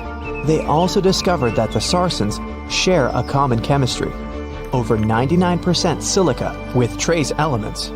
2 sarsens were different from each other and also different from the main cluster. These sarsens were arranged in 3 different formations at Stonehenge. 30 of them formed this huge stone circle that dominates the monument. 4 station stones ended up in a rectangular formation outside the circle, while the rest, located inside the stone circle, were constructed into 5 trilithons. A trilithon is when you have two vertical stones with a horizontal lintel at the top. 30, 5, and 4 are pretty interesting numbers in the context of this calendar system.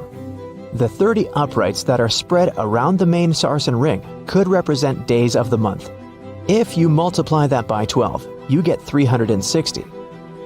Add on 5 more, those from the central trilithons, and the result is 365.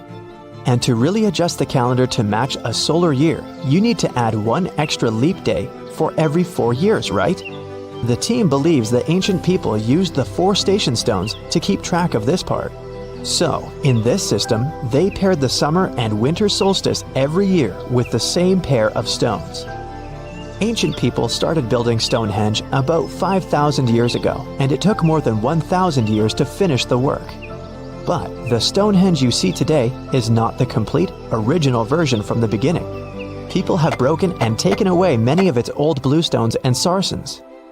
The entire structure also changed over time since there were generations and generations, 180 of them to be precise, that passed since the beginning of Stonehenge, who would participate in the building and rebuilding of it. People created Stonehenge in 4 stages. They first built a circular enclosure that stretched over 330 feet, 100 meters, in diameter and went around 56 pits. A high bank flanks the ditch of the enclosure, while there's a low bank on the outside. Some theories even say that this part was some form of a communal cemetery. Later, in the second stage, builders added a horseshoe of Sarsen trilithons. In the third stage, they constructed a ceremonial avenue that was nearly 2 miles long. It possibly traced the path of the bluestones. People moved from the Aubrey holes to the Q&R holes, a double arc that these bluestones have been arranged into. At this stage, builders also reorganized the entrance stones and recut the main enclosure ditch. During the fourth stage, the stones were broken and builders etched carvings into the sarsens. Later, the bluestones ended up being modified again. Builders didn't leave any written records about how they managed to drag these heavy stones to the site and get them to stand so perfectly upright. But there are theories that say their techniques were more closely associated with woodwork than masonry. They made mortise holes and protruding tenons because they wanted to slot these stones together, and they used tongue and groove joints to do that. When they dug the hole for the stones, they placed timber poles at the back of the holes that were used as brace support. Then, they moved the stone into a position and hauled it upward with ropes. They packed rubble into the hole to make sure the stone stayed in place.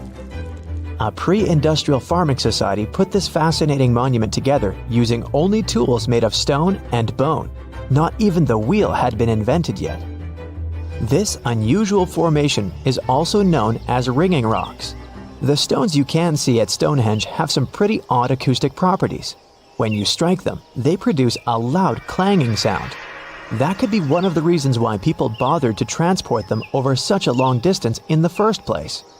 In some ancient cultures, people believed that these rocks contained healing powers. It's a really popular location that attracts over 1 million visitors a year. When it first opened to the public, visitors were allowed to walk among the stones. They could even climb on them, as there weren't any restrictions. Until the 19th century, visitors would regularly chip off pieces of the rock to take them home as souvenirs. They would also engrave their initials into the stones. They camped within the circle and dug fire pits, not realizing that the digging pits could seriously undermine the stability of the entire monument. Over time, visitors have encountered more and more restrictions until the monument was finally roped off in 1997 because of the serious erosion of the stones. That means if you want to visit, you can only view it from a distance, unless you want to pay extra for the stone circle experience, which can be arranged outside of normal visiting hours. Stonehenge originally had 2 entrances that led into the enclosure. There was a wide one to the northeast and one that was a bit smaller and located on the southern side. If you look at it today, you can see there are many more gaps. This is mostly because of tracks made later that once crossed the monument. The ground within Stonehenge has been severely disturbed, and it wasn't just about random visitors digging fire pits. There was a group of people who dug a large deep hole within the stone circle in the 17th century because they were looking for treasure. Then there was Charles Darwin, who also did some digging because he was studying earthworms in the area. He wanted to know how these worms could impact objects in the soil over time. He observed how a fallen stone there had sunk deeper into the ground and realized it was happening because of the activities of these tiny creatures who churned through the soil all the time. In 1963, there was a theory that Stonehenge had been built as some sort of computer that predicts solar and lunar eclipses. Later, some proposed it was actually constructed as a monument to ancestors that had passed away. This theory says the permanence of its stones represented the eternal afterlife. The average sarsen you can find there weighs 25 tons, while the biggest one weighs around 30 tons. If you want to get an idea of how massive these stones really are, you can go behind the visitor center in the outdoor gallery to check out a replica sarsen stone. It's a true copy of a freestanding upright from one of the trilithons that are located in the inner horseshoe of the monument. There are 5 Neolithic houses at Stonehenge based on real archaeological evidence of houses found in that area. Each of them had stake-built walls and a chalk floor. Some even had furniture. There was also a lot of trash discovered, which means people in this area used to like celebrations and feasting. Research has shown that people lived in these houses for 50 to 100 years, around 4,500 years BCE, which was the time when the builders brought the sarsen stones to Stonehenge. During the time they were building Stonehenge, generations of people went through major changes themselves, from the Stone Age to the early Bronze Age. They were no longer as static and isolated. They started to travel and trade more, which means they communicated way more than their ancestors, even internationally. This is how they could have spread the word about Stonehenge, and it's also when the whole mystery and fascination with the monument began. Imagine you can spend an entire week digging in the ground, scanning for ruins, and taking photographs of the world's most surreal archaeological sites. Would you be up for it? Grab your magnifying glasses, and let's do some digging. When in Rome, do as the Romans do. Walk around the city stumbling upon ancient history, So you're strolling around Esquiline Hill on a sunny afternoon. You have just finished your third gelato when you suddenly see it. The magnificent Domus Aurea, or Golden House, for the non-Latin speakers. The Roman Emperor Nero ordered to build this huge palace back in 64 BCE. The construction finished in 68 BCE. In its glory days, it occupied an area 3 times the size of the Vatican City. The building had gold leaf decor, semi-precious stones, and tons of frescoes. There were over 300 rooms in the palace, some of them overlooking the beautiful vineyard and animal-filled woods nearby. It held an enormous 100-foot statue of Nero himself. The octagonal wall was the grandest construction in the complex. Originally, it was a banquet hall with waterfalls cascading down the back walls. The hall rotated around its axis day and night as petals fell from above. Nero's successors stripped the whole palace of its materials. Today, tourists can visit the main structure and, of course, the octagonal hall. They excavated it, and you'll easily recognize it even with its bare walls. After flying halfway across the world, we're deep in the Cambodian jungle. Good thing you brought bug spray with you. Mosquitoes can get crazy in this tropical climate. Hidden among the forest is the city of Angkor. It was the capital of the Khmer Empire from the 9th to 15th century. FYI, the word Angkor means capital city in the Khmer language. The city became one of the largest in the pre-industrial world. Researchers say nearly 1 million people used to live there. Today, Angkor attracts visitors from around the world because of its stunning architecture. You can recognize the Khmer style in the use of huge blocks of sandstone. At the center of the complex lies Bayon Temple. It's decorated with 216 smiling faces, which scientists say are meant to resemble the founder of the Angkor Empire. They believe the towers used to be decorated with gold, but today the site is a maze of vine-covered temples. The city was abandoned in 1431 and wasn't rediscovered until the 1840s. In 1992, they named it a UNESCO World Heritage Site. The United States is not usually synonymous with ruins. But here's one. In the mountainous state of Colorado lies the ancient home place of ancestral Pueblans. Throughout the Mesa Verde National Park, there are over 600 cliff dwellings built by the Pueblans around the 1190s. The Cliff Palace alone had over 150 rooms. It was a multi-story building of sandstone and mud mortar. To arrive at the balcony house, visitors had to climb a 32-foot ladder. There, you can see a mid-sized village of 38 rooms and 2 kivas. Kivas are traditional chambers built by Pueblans for ceremonial purposes. By 1300, the Pueblan occupation of the Mesa Verde ended. Thankfully, the site is open for visits now. If you like terracotta landscapes, you came to the right place. The city of Petra is a marvel of the ancient world.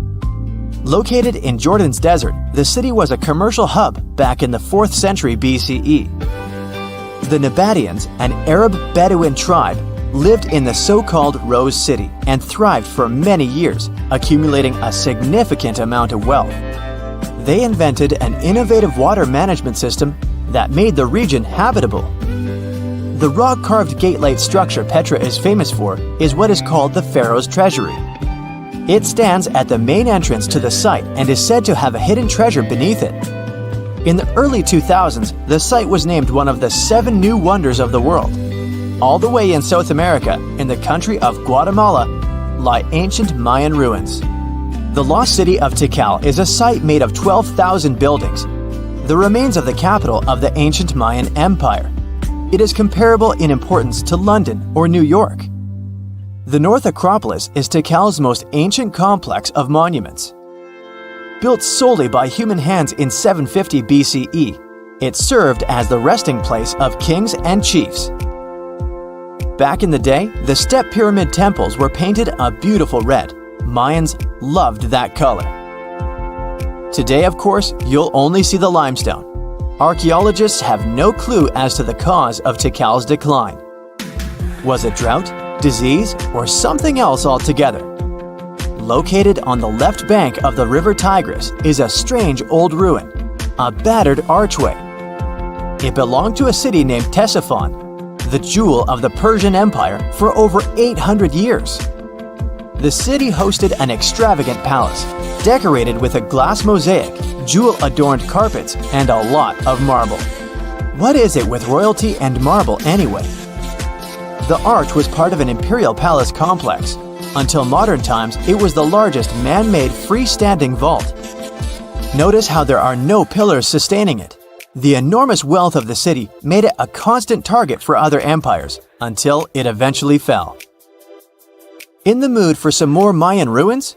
Chichen Itza is an archaeological site with the best preserved pyramids on Earth.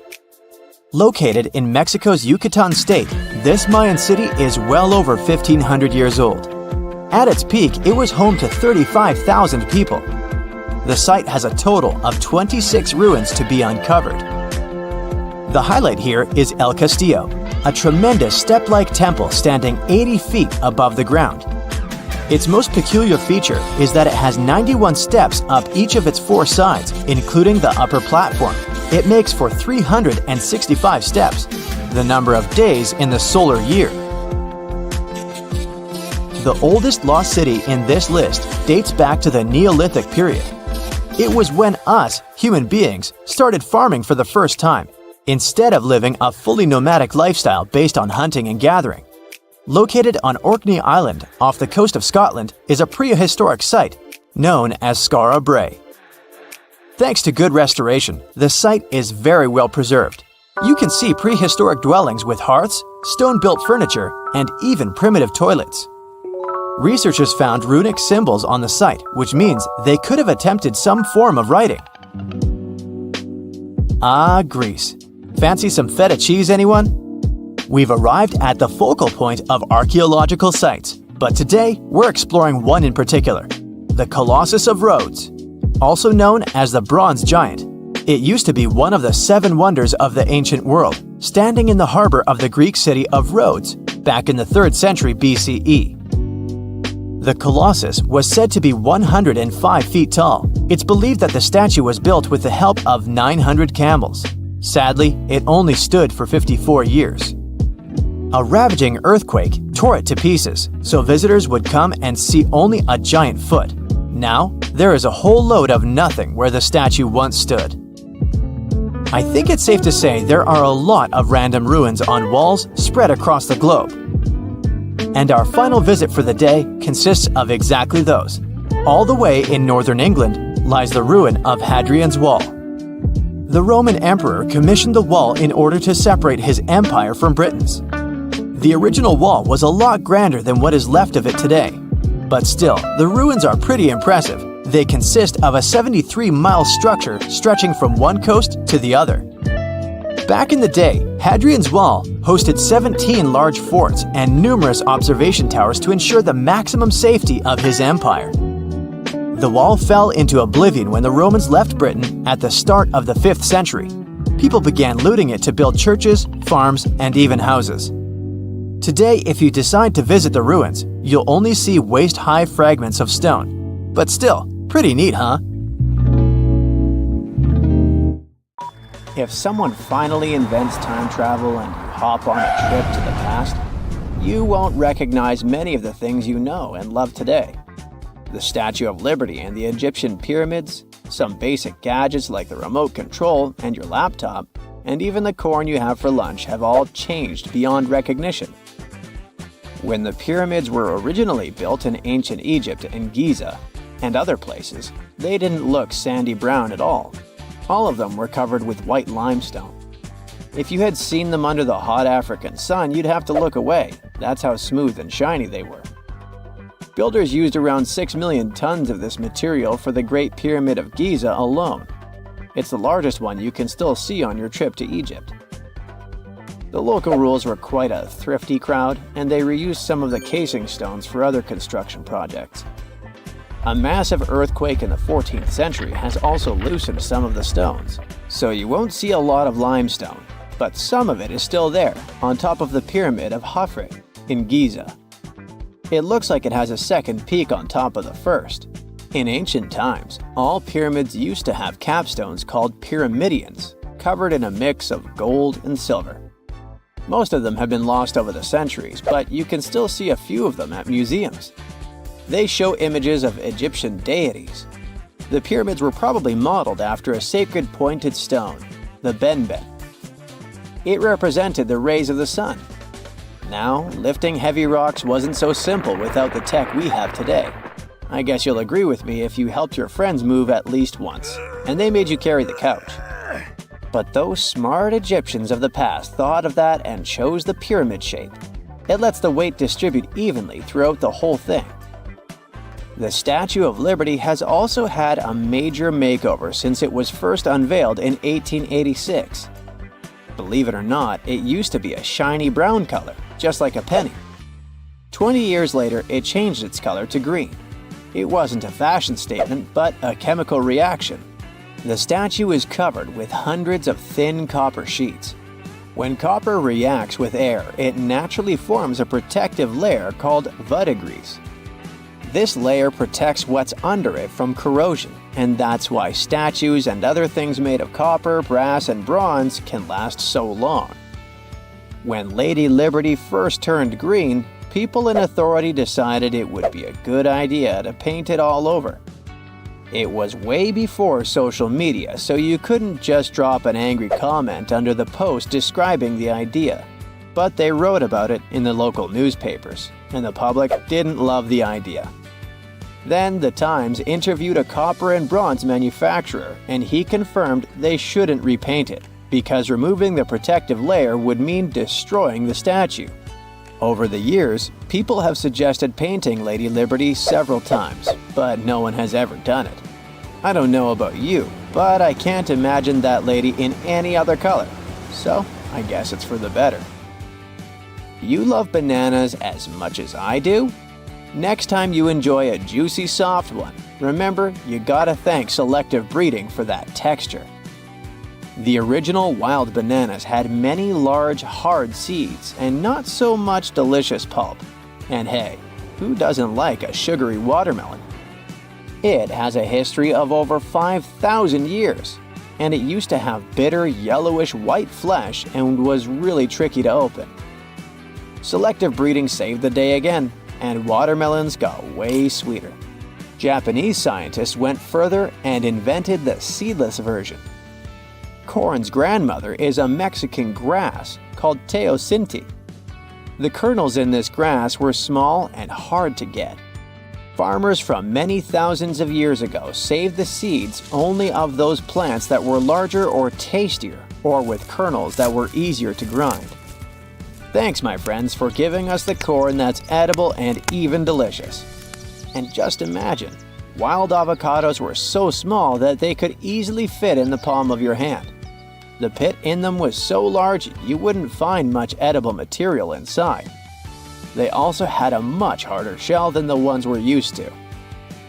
You probably wouldn't get a lot of work done without your beloved computer today, but I can't tell you exactly whom to thank for this invention. The ABC from 1942 is one of the contendants for the title of the first computer. It's short for the Atanasoff Berry computer, named after its inventors at Iowa State University. The ABC weighed over 700 pounds. Yep, yours must be way lighter than that. That big boy consisted of around 300 vacuum tubes and had a rotating drum, a little bigger than a paint can, and had small capacitors on it. A capacitor is a gadget that can store an electric charge, like a battery. The ABC could solve problems with up to 29 different variables to help scientists save some time.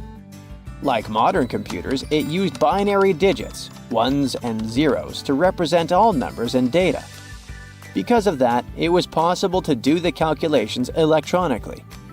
And now, my favorite part, the ABC finished one operation about every 15 seconds. Just for you to compare, it's millions of operations per second now. Unlike the tech we use today, the ABC did not have a changeable stored program, so the program could only do a single task at a time. An operator had to write down the intermediate answer and then dial that back into the computer. Sounds like another reason to be happy we live in the 21st century. That remote control you use for all sorts of appliances has gone a long way too. Nikola Tesla, who gave us alternating current, designed one of the first wireless remote controls back in 1898. He named his invention teleautomation and demonstrated it on a miniature boat controlled by radio waves. The boat had a little metal antenna attached to it. Tesla sent signals to the boat using a box with a lever and a telegraph key, which was his version of a remote control. Those signals set electrical contacts on the boat into motion and moved the rudder and the propeller, and Tesla was controlling the boat. The concept of the remote control soon spread to other gadgets. The first television remote control followed in 1950. It was designed by the Zenith Radio Corporation, called LazyBone. Don't take it personally, please. This LazyBone had a massive cable that was attached to the TV set, and those who tried it didn't fall in love with the invention because they tripped over that cord. I feel your pain, my friends. If you live or work on one of the top floors, you gotta love this one. Meet the first passenger elevator. It traveled at the speed of 40 feet per minute. Not the fastest, I know, compared to today's record, which is 40 feet per second. But hey, it was built back in 1857 in New York and was more of a tourist attraction than a necessity. The elevator had a steam engine hidden in the basement of a 5-story building.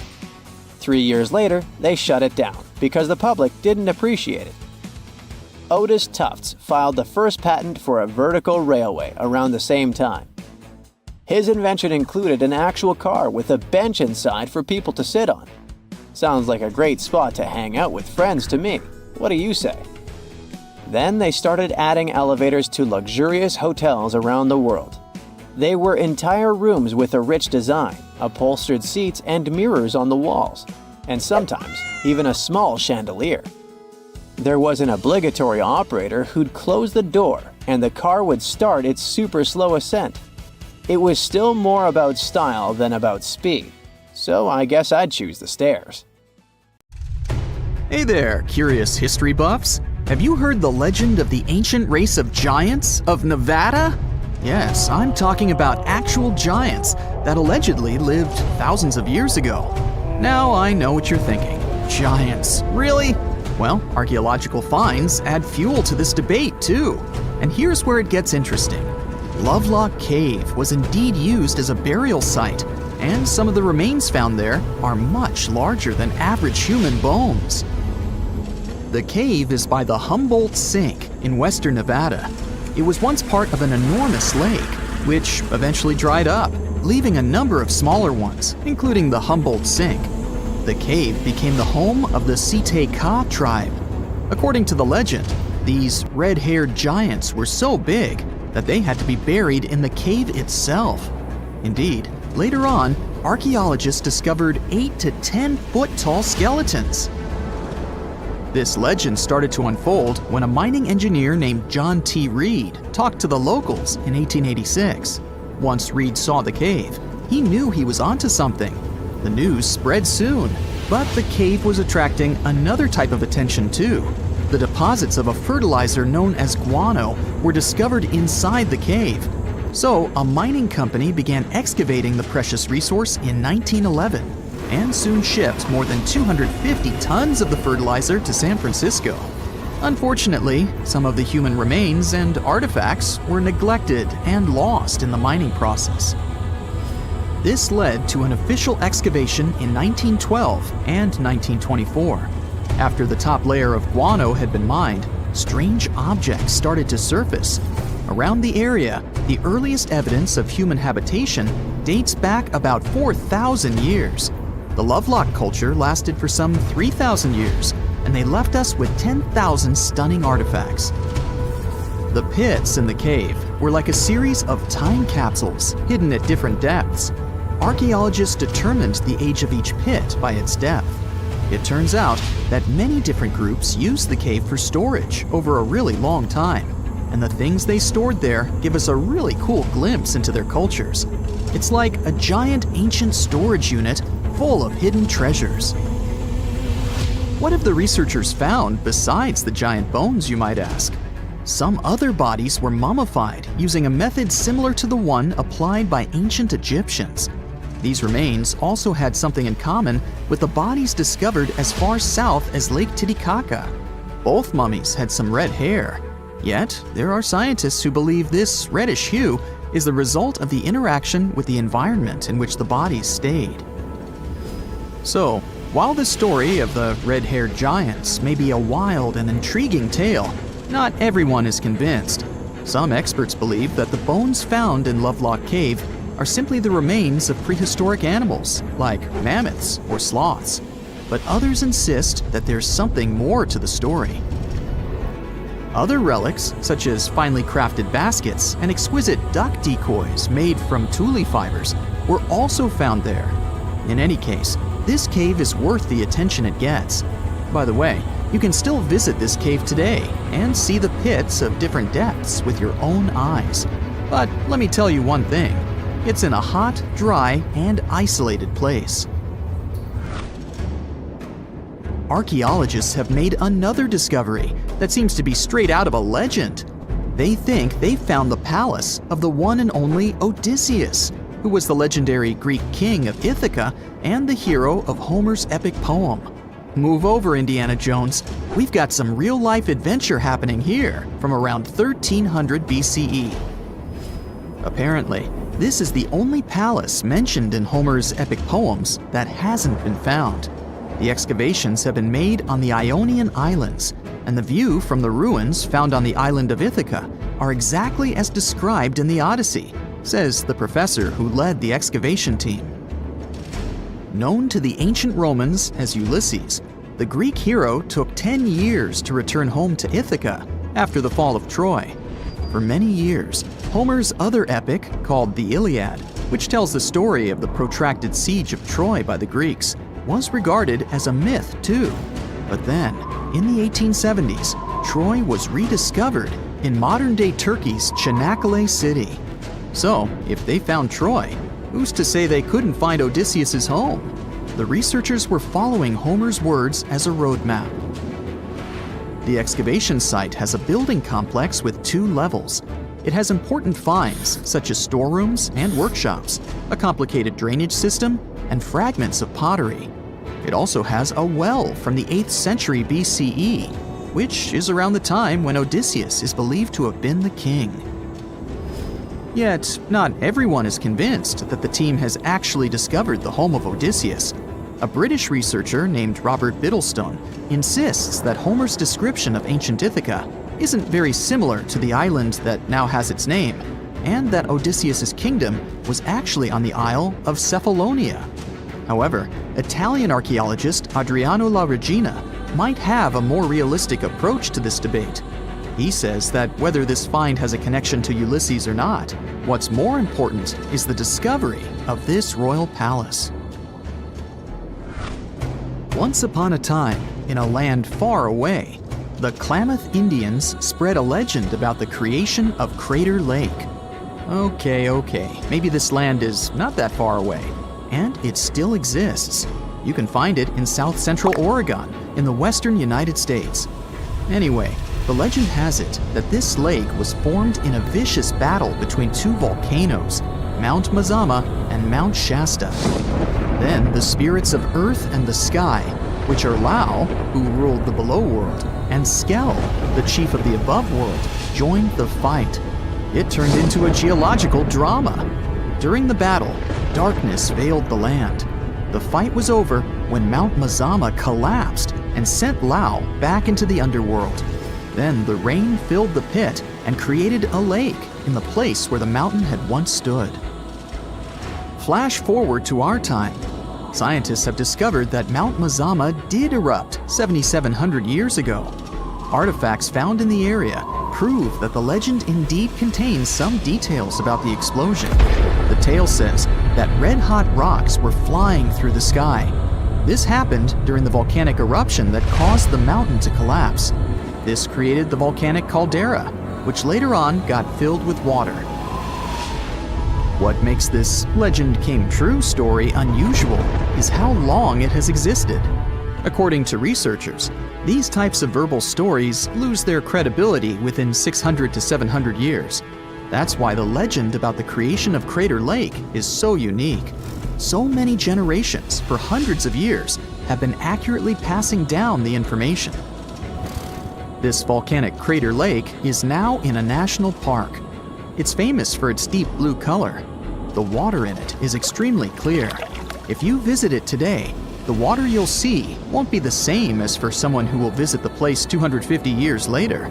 Because there are no rivers flowing into or out of the lake, the existing water evaporates and the lake gets filled again by rain and snowfall. Basically, every 250 years, the water is replaced. Plus, this lake is almost 2,000 feet deep, which makes it the deepest lake in the United States.